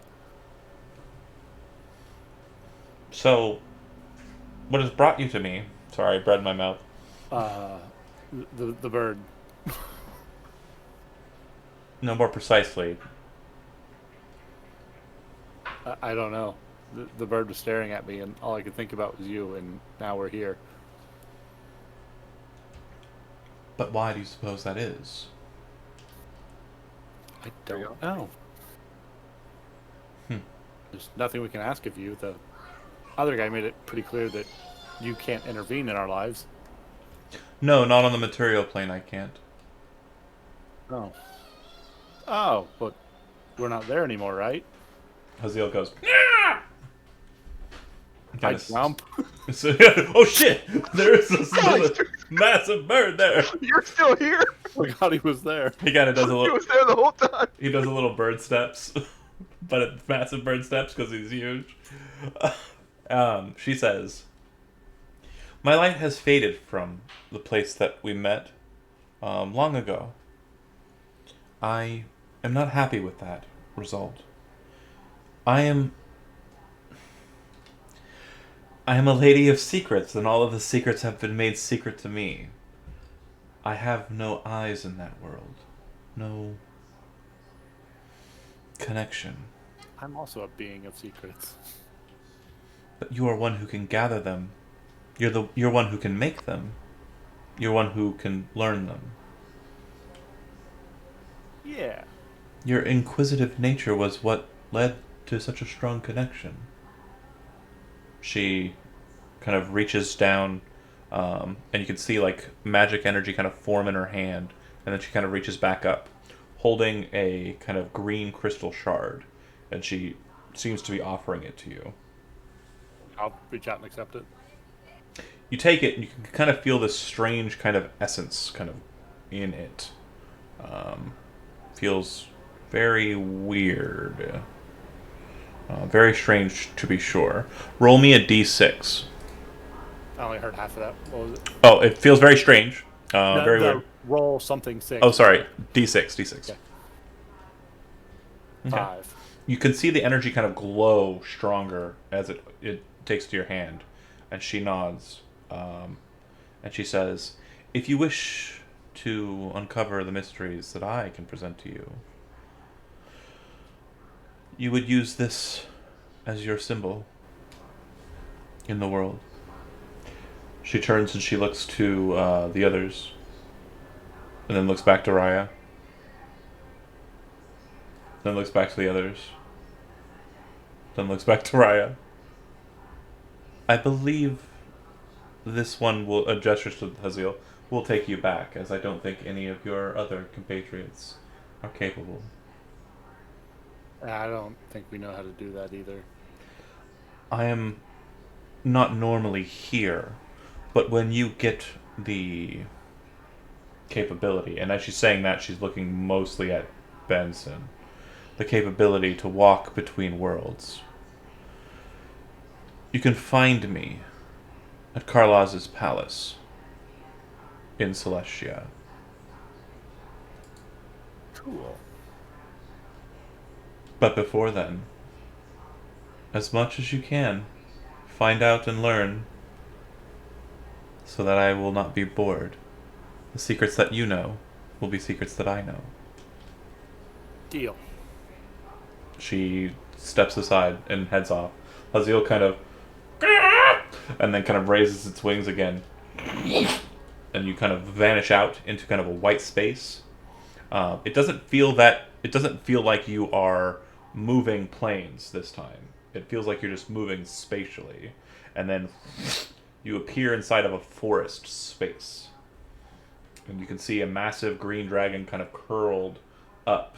You recognize the dragon immediately, Grok. The dragon's eye kind of opens as you appear on this kind of hilly area, and it's kind of sat near it. Oru looks up to you. She says, turning her head up and looking to you, "This one that you've gathered is here to serve." A sentinel has fallen. A sentinel replaced, Oru says. Baron, the elf who died. One of her sentinels has fallen. She's saying Hazil is her new sentinel. Wow. Okay. Hey, Grok, you just got one upped. That's all right. I mean, Like hard. big time. Hazil just dunked on you. I don't. No. That's good. I'm happy to hear that. You see the dragon's kind of frame kind of stand up on all fours and kind of looking to the bird. She starts to kind of approach your group. And you remember Freemass being as big as he was? Oru is bigger, is the best way to describe it. She is very voluminous. There is a lot of her there. Very big dragon. And she just starts walking towards you like a cat, kind of just, lingering. It doesn't seem to shake the earth, but you can feel there's a weight to her presence. As she kind of moves, she starts walking around Hazil, looking at him. The bird kind of curiously focused in. She says, I see. She looks to Grok, reaches down, and her scale comes out of your pack and out of your hands or wherever it was and comes back to her. She takes it and she snaps it in half. Tosses it to the face space. She then reaches to Hazil, grabs a hold of one of his wings, and pulls. The bird, as it does so. She then hands a pretty decent size, but not super massive feather to you, Grok. You know your duty. You know what you're charged to do. She looks to Hazil. You will defend me here, and bring me back to sustenance if it is necessary. The bird nods. But first, take them through the winds. Return them back whence they came. The bird kind of looks at her and kind of shakes its head. What do you mean? Shakes its head. I see. Oru looks to Grok. I apologize if you were keen on where you are located in the prime material. Unfortunately, Hazil cannot take you back to that space. It would seem it would be inhabitable only by Hazil, and not the rest of you. It's Poss- interesting. Possibly that one, gesturing to the halfling. But the rest of you would not do so well. Unfortunately, the only other space that Hazil can travel to would be my lair in the material plane. I apologize. It might be a bit of a walk. Grok thinks, oh, home.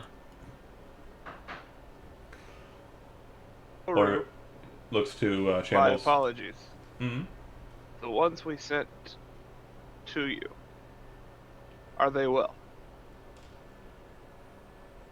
Out of character, remind me? Roderick, Sophia. They have moved beyond me. They have traveled past this place. My protection allowed them to step through the wilds to where they were wanting to go. To the sea. To the floating Isle of Liberus. They are safe is all I want. Last I saw them, yes. Thank you, sir. Ma'am. Ma'am. Dragons do. Mistress. Dragons do have kind of a. Just I'm big and I got a baritone because it's a fucking dragon. But yeah. That said, Hazil will flare the wings, light again, dropped and deposited, and you appear high up on a hill with a hole in it. A bunch of trees.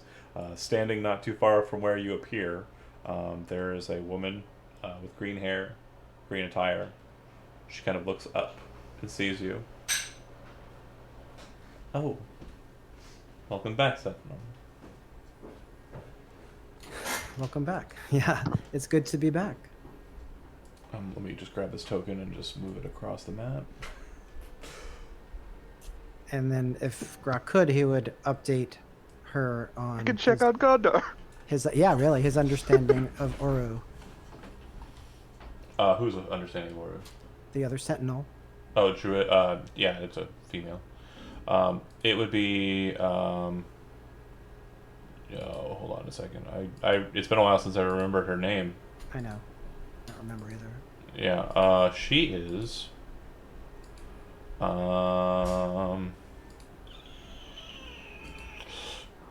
Handouts. That's where it is. Oh my god, I'm the worst dungeon master that's ever lived.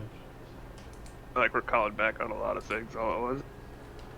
Yeah, well, we're gonna probably be doing so a lot. Drualis. Yeah, it's Drualis.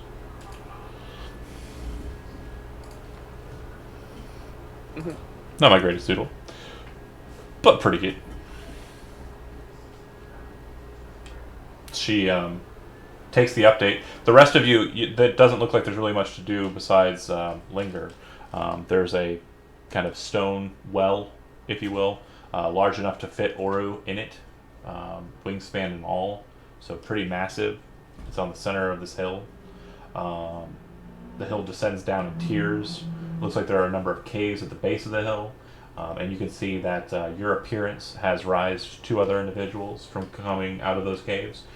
You would recognize Talith, the redhead warrior sentinel that fought alongside Grok and made him make some bad choices leveling, which we retconned. Really. And then we also have the sister of the paladin that died at Bird Castle, Bellarina. In how long is this gonna take for him to speak to her? Who? Grok? Yeah, how long is it gonna take for him to? A while. Long enough for you to probably attune to the sword. Yeah. Yeah, so like Rock would start a fire, and they would probably sit around, and he would start telling the tale as much as he could. Yeah. This is definitely a good portion for downtime. So, like, just if you have anything you want to cast ritual-wise, if there's anything you need to attune to, if there's, anything like that that you're wanting to do, then... I also have should I ask questions about what just happened out of game, like afterwards, or now? Well, I mean, we've got 30 minutes, and you've got the world to you. I've got nothing that I'm pressing you to. So let's go ahead and take our rest here. We've been pretty banged up. It is nighttime. Yeah. We got fully healed from the Phoenix. Benson, if you would, I would like this knife. Legend Lord. Zach needs a new body, and we can start trading items around. Yeah, I'm going to take the time off to attune to my sword. Cast Legend Lore before we go to sleep. That's on the Chris. Okay. The weapon's name is Helmoth's Dagger. Helmoth's Dagger was used by Drayden Helmoth during the Osirian Civil War. It was used to kill his own kin. He was a noble who resided in Icefang Hold, and was the betrayer of the Osirian nation or kingdom of Munio to the conglomerate. The knife was used to not only kill his kinsmen, but also sacrifice them in old ancient Meridian arts to allow for their souls to be utilized as spell components by the darker of conglomerate mages. Specifically, I can't remember the name of the mage year of Purple Light, but that one. The Chris Dagger is a +3 Chris. It is always a +3 Chris. But if attuned, it unlocks its other features. While you're attuned to the weapon, and you hit a humanoid creature with an attack made with advantage using this weapon, you roll all additional damage granted by class features or spell effects twice, and use the higher of the two rolls. Like you needed more dice to roll. Right? I'm glad I gave that to a rogue. Yeah. I'm throwing Warhammer levels of dice on attacks now. If you also have Benson identify the crystal shard you just received, Yeah. you can break it and turn it into your symbol. If you do so, you can lose 5 levels of your current class, or any class that you currently have, and replace them with cleric. Your cleric would be of a domain of either arcane or knowledge. Oh, Well, that's tricky. 5 levels. Multi-classing. Up to 5 levels, but once expended, you can't go back. Yeah, we'll talk about that later. Yeah, feel free to take your time. But it does act as a holy symbol, and as long as you carry it, she knows what you. She basically is locked to you, so she can see what you're seeing. Cool. Did Sophia's sword change any So significantly? Sophia's sword was a +1 sword, correct? No, it was a savage Oh, sword or vicious, something. vicious sword. Right. So it is now +1 vicious. Ooh. And vicious is it crits on 19s? No, when it crits, it does a d12 additional damage into what it would normally do. Okay. Mm-hmm. Okay. And Diacentina is a lot. Yeah, Yay. I will get you a card in a bit, but it is a sentient weapon. It is altered. So you feel that there is a specific kind of requirement that has been washed away from this weapon. It feels like the person that you're engaging with in the weapon seems to have been changed by Hazil. Oh, huh.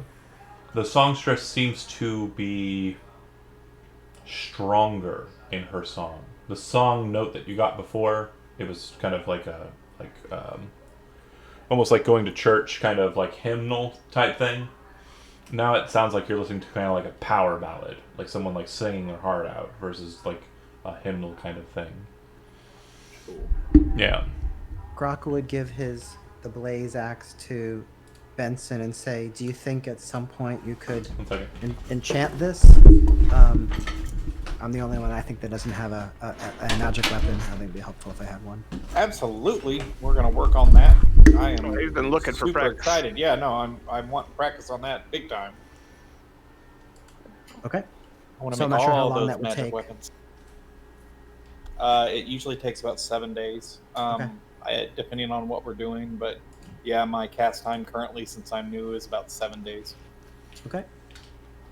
And then John, I just have a couple of questions about what happened back there. So, did Grok taking out the scale cause Hazil to become Oru's sentinel, or did that happen for another reason? You wish that Hazil would protect. Yes. Hazil is protected. Okay, awesome. Just like Shambles wished for the sword to be restored, and it was to the best ability that Hazil could do. Okay. Benson wanted Shambles to get what he wanted, so that kind of got past to that. And then, Rooklyn wanted the sword to be whole, and Awesome. he got that. Okay, great. I thought I got passed over, but I guess not. And then the other thing is when Oru took the scale from Grok, does Grok sense that that's because now he would be able to summon Hazil for help rather than Oru for help? No. So it seemed like the two giant winged things had a communication that you couldn't understand. It was one-sided for you. It seems, based on your insight and wisdom, that Hazil basically said, "No, you're never entering the material plane, not even once." And in replacement To Oru? to Oru, and Oru said, I see," and then had a gift for you besides to protect yourself, the feather. Which would summon Hazil. It's a phoenix down. So what it does is if you die while it's on you, you don't die. You're restored back to full health. Oh. A phoenix down feather. Ah, some people have played Final Fantasies before, it seems. I saw your giggles. It makes a noise. Mm-hmm. Okay, awesome. That is pretty powerful. It's not bad. I think that makes a lot of sense for the character who could do Revivify. Yeah. If I go for you first, you'll be able to at least shoulder one death. Okay. So, in the Anguis Wood, taking your sleep, Ballerina, does spend some time with Grok asking about her brother. Again, you trade stories not too much there. Talith asks, if you're close and if you want her to come along to help. You can kind of tell that Ballerina's kind of like shaking her head. And you remember her being pretty strong, but you don't think she's risen in the same stature as you in the time that you've been away. Okay. Meaning, you can take her, but just know that she's not very good. I would say no. We don't want to endanger her. We lost one already. Okay. Lost a couple if you count Jeremy's. And that horse. Leon is not present, and if you ask about his whereabouts, he has not entered the Angus Wood or passed through the Serpent's Trench for a while. I think we're fully aware that he's dead. No, I mean, he might be. He's napping in the Magir's Tower. Well, he and Joe were together, and then Kaurish came back with the hammer that they were with. So Maybe they switched sides. Mm. That's really good. That's a really good idea. Yeah, okay. Scribble, scribble. Brooklyn, you ever been to Buddhist? It's a nice town. I have I'll not. just I have not. show been you very where I far keep I've my been. pile of yeah, scarecrows. we are for sure going home tomorrow. Morning. If you want to head that way. We Talking got about some this early is missions to home. wrap up. Not you, Grok. Everybody Yeah, else. this would be a good place to break, but we've got another 20 minutes, so I mean, we can go. I just gotta find the Go map. see Fran. We gotta go see Jimmy the Cleric. We gotta go see the Curios. Jimmy we declared. got all our friends there. I don't. So, You're gonna make them. Benson's got a nice place to crash. It You- needs cleaned. It's you been a Okay. while. It's dusty. I've got a pile of scarecrows behind a bar. you make your way to town. It's just outside of the forest. Go ahead and give me 2 d20 rolls. Do it, Andy. 11 and 16. Okay. Yeah, you know the forest, even though you've been out of it for some time. Can you Yeah. give my? We don't have sight. Yeah, I know. It threw on the dynamic lighting. Hold on. And it has all the old tokens on it, so it's pretty funny too. Oh. I All, look so young. all the old tokens. I'm gonna go ahead and get rid of these two. And throw out this one. You can be a scarecrow for now. They won't recognize me You otherwise. shrank, Brooklyn. I'm in my town clothes. Oh, now he's extra big.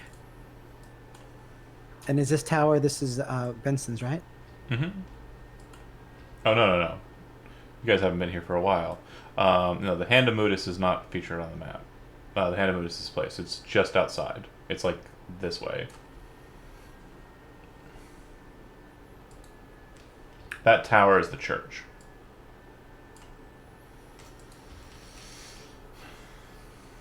But yeah, you enter into town. Seems calm, collected, a normal run-of-the-mill day. A day you've all seen before. It's like, it literally has not changed. Not a bit. And yeah, you walk in, you stroll into town. I'll go Which from is left. surprising because we thought it was overrun. Right. I did. Zach, We thought a dragon attacked it. We thought Zach, all kinds of things. we'll start with you. What part of town do you want to go to first?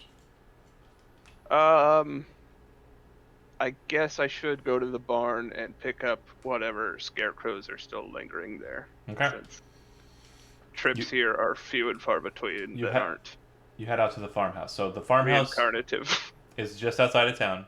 It's a little bit a ways away. Do you tell anybody? You tell everybody you're going that way?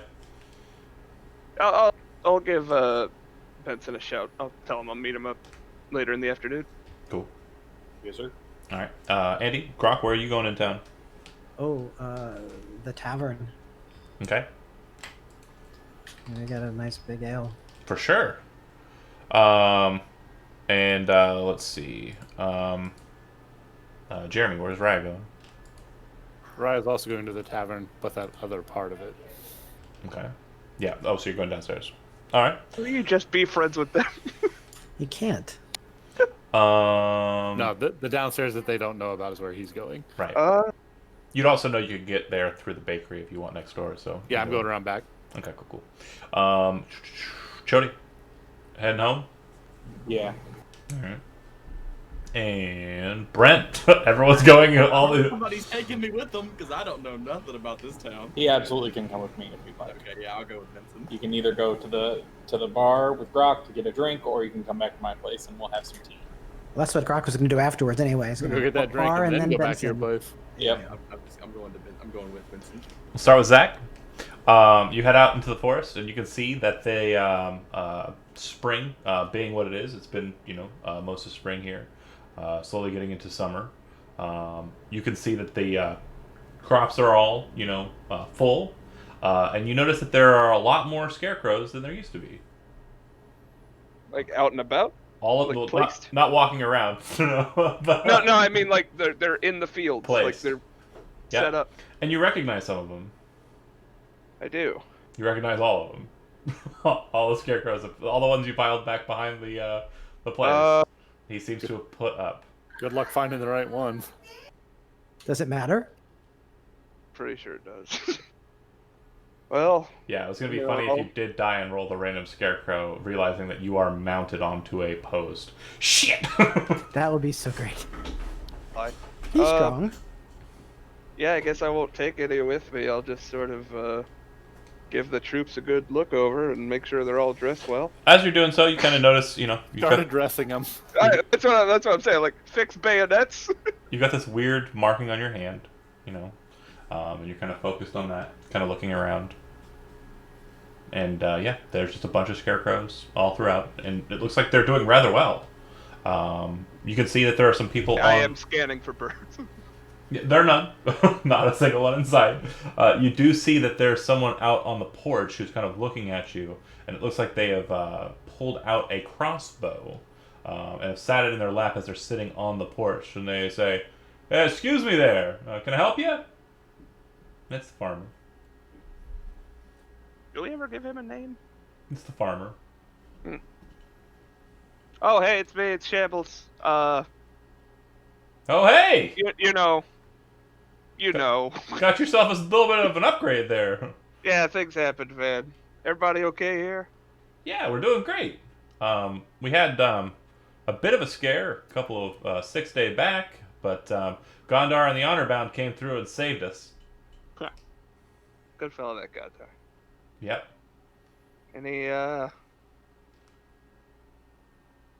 Anything concerning? Anything we should know about?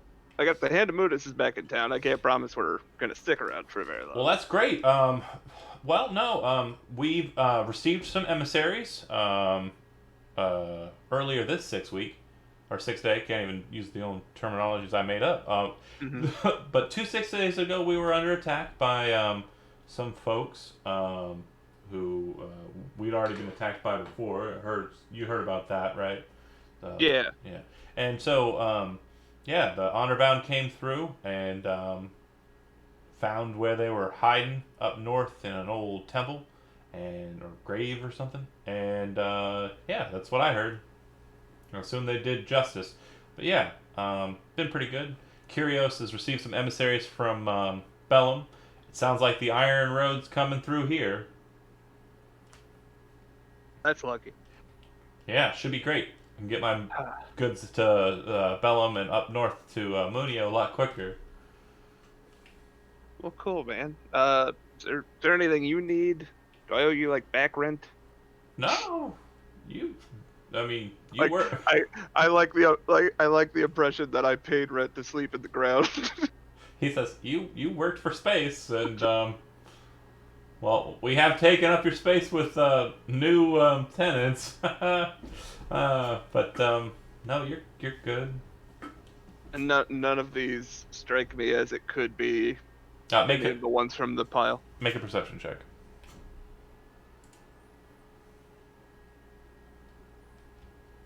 One not too far That from you. inspiration.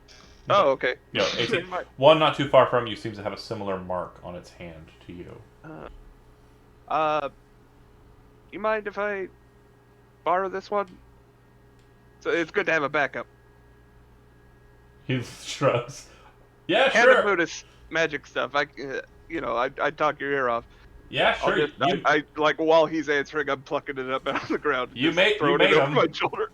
Walk in with a scarecrow. Yeah. I love it. Okay. Like a, what is it, haversack or whatever? You know, no, it's like a flag. It's like Yeah. because you got the whole stick. That's perfect. Okay, yeah, he has no problem with that. You head off. Andy, Gronk, you head into the tavern. You can see Raya kind of dip off to the side as you head in that direction. That's all right. So he finds a table to himself. There's And- no one in there. It's Great. just a barkeep. Kind of looks at you and says, "Oh, been a while since we've seen a sentinel through here." Hey, He says, "Flag and a veil, please." sure. Walks over and sets one out. Why didn't you all come to help defend when the honor bound came through?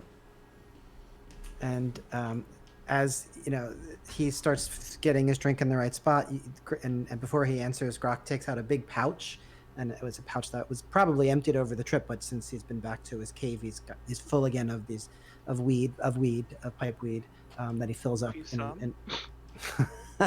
And he's smoking some of the pipe weed and drinks, and then he explains that they were far away. So where was the last location we were? You would say up in the Ice Fangs. Yeah, so I would say, yeah, we were busy in the Ice Fangs. Crazy. Well, thank goodness they didn't need your help. But again, our treaty with the serpent is as it remains. He nods and gestures to the drink and turns and heads back to his bar. Doesn't seem too warm. He never was. This is Yeah, Grok doesn't care. He's just enjoying himself and sitting. This is Demos, by the way. So he's wearing his wide-brimmed hat and his long coat, and he's just, heading down. You sit there. Okay, right. You descend through the bakery into Choa's bakery into the subterranean aspect. There's about 5 individuals down there, kind of sitting around. You recognize most of them. The one you mainly recognize is Choa. She's sitting there, kind of looks over to you. Oh. Huh. She says as you walk in. Yeah. Been a few, hasn't it? Yeah. Interesting. So, we were looking for you for a job a while back. Unfortunately, we haven't gotten it done. And I think we might have lost our window, but maybe... Is that what you're here for? Looking for work or looking for sanctuary? Mostly just checking in right now. It's been a month. I don't doubt it. Well, as always, you're welcome. Demos is upstairs, putting on fronts. So if you want to talk to him directly, it'd have to be up there, and it'd have to be Canty. But yeah, we do have one gig where you're kind of interested in hiring someone out for, but it's probably very time sensitive, or it just ain't gonna happen. Just let out like a long sigh and... Oh, what's the job? A noble's coming down the mountain way. Hasn't shown up in Mudis yet. Traveling with a companion. It's presumed that the companion is trying to do something ill toward regarding the noble. The companion needs to be killed and left in the mountains. But we don't know how far along they've gone. We don't know if they've already done what they were going to do. Is he? Do you know which noble it was? Yeah, it was an individual by the names of... She shrugs and says, hold on a second. You see her pull out a piece of paper. Looks like a contract. I know I wrote it down somewhere. It looks like a contract ledger. And she says, individual's name was Ellenberger. Colgren Ellenberger. I don't know that one yet.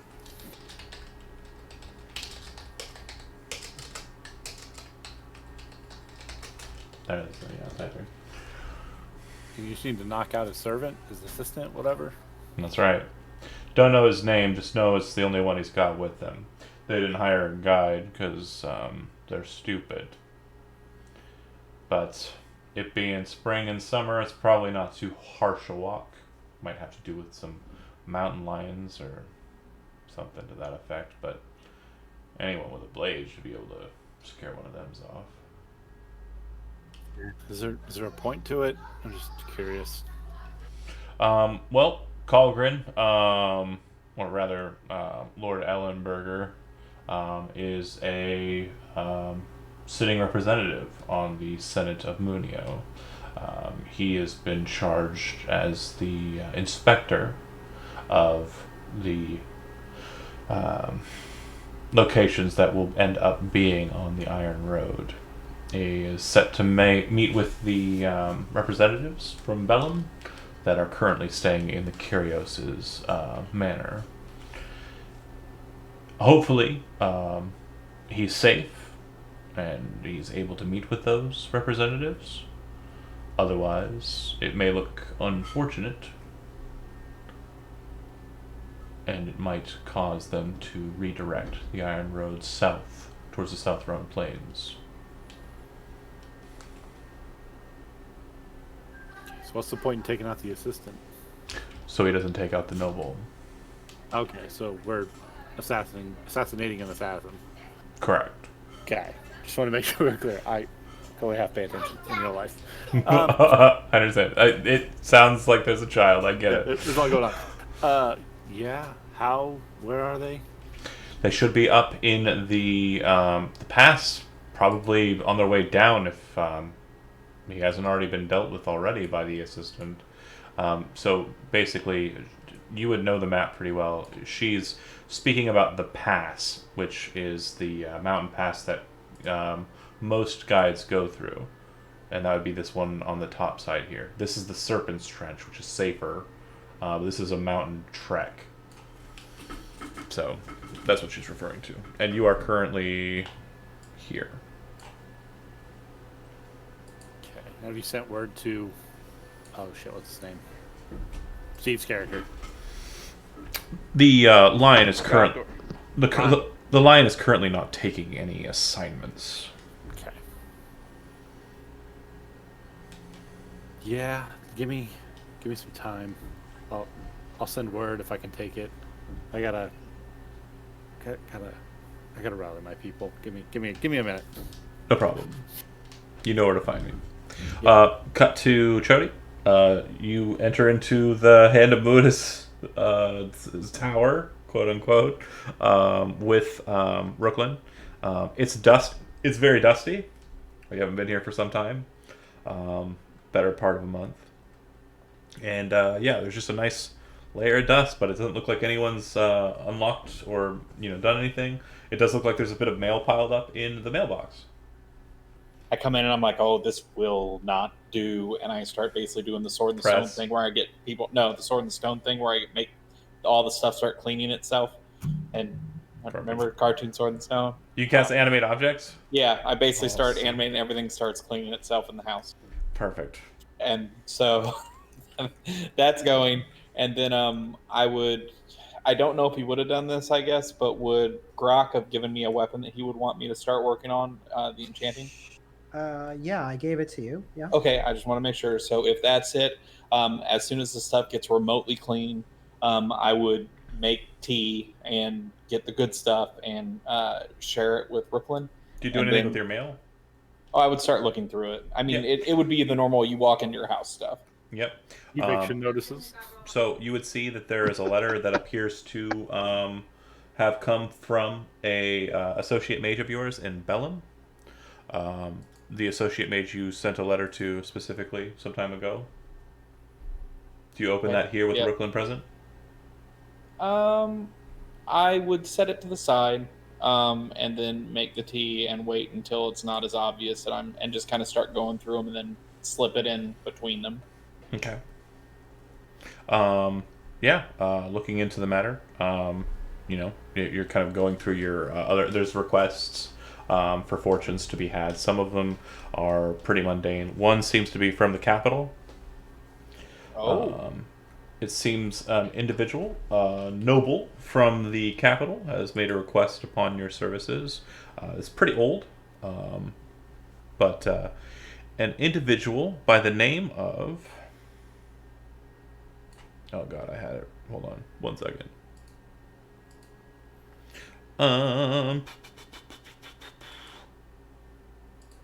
Sorry. I see why. It wouldn't let me go into my own notes because I'd already typed and searched for something else, and it was like, no, this is the only stuff you can see. Hilarious. It is an individual named Alessia Vester who seeks your services. Have I heard of the name before? I don't know. Yup. Have you? Pretty sure you heard the last name, bud. Okay. And the associate of yours, the mage that you know, who we haven't given a name to, is an individual named Gudger Ravensburg. Go ahead and type that out.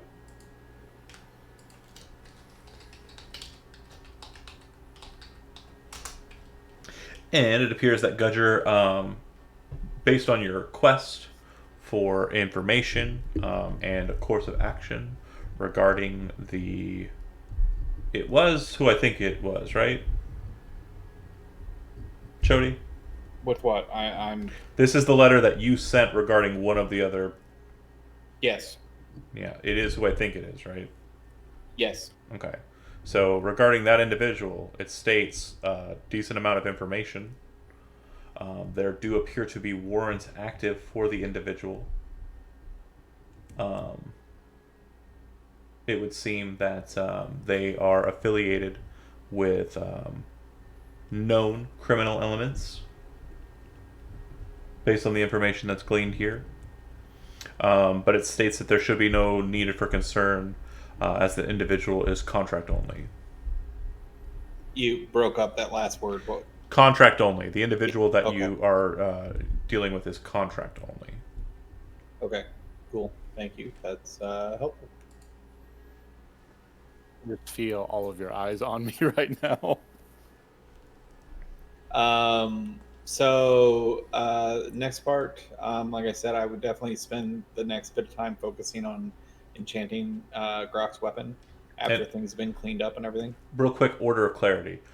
Warrants for arrest in Osiria do not explicitly mean that crimes were engaged in. Just Right. that the individual is a person of interest regarding those crimes. Right. So, yeah, I get that. Okay. All right. Yeah, Brooklyn, everything's cleaning itself, and he's looking through his mail.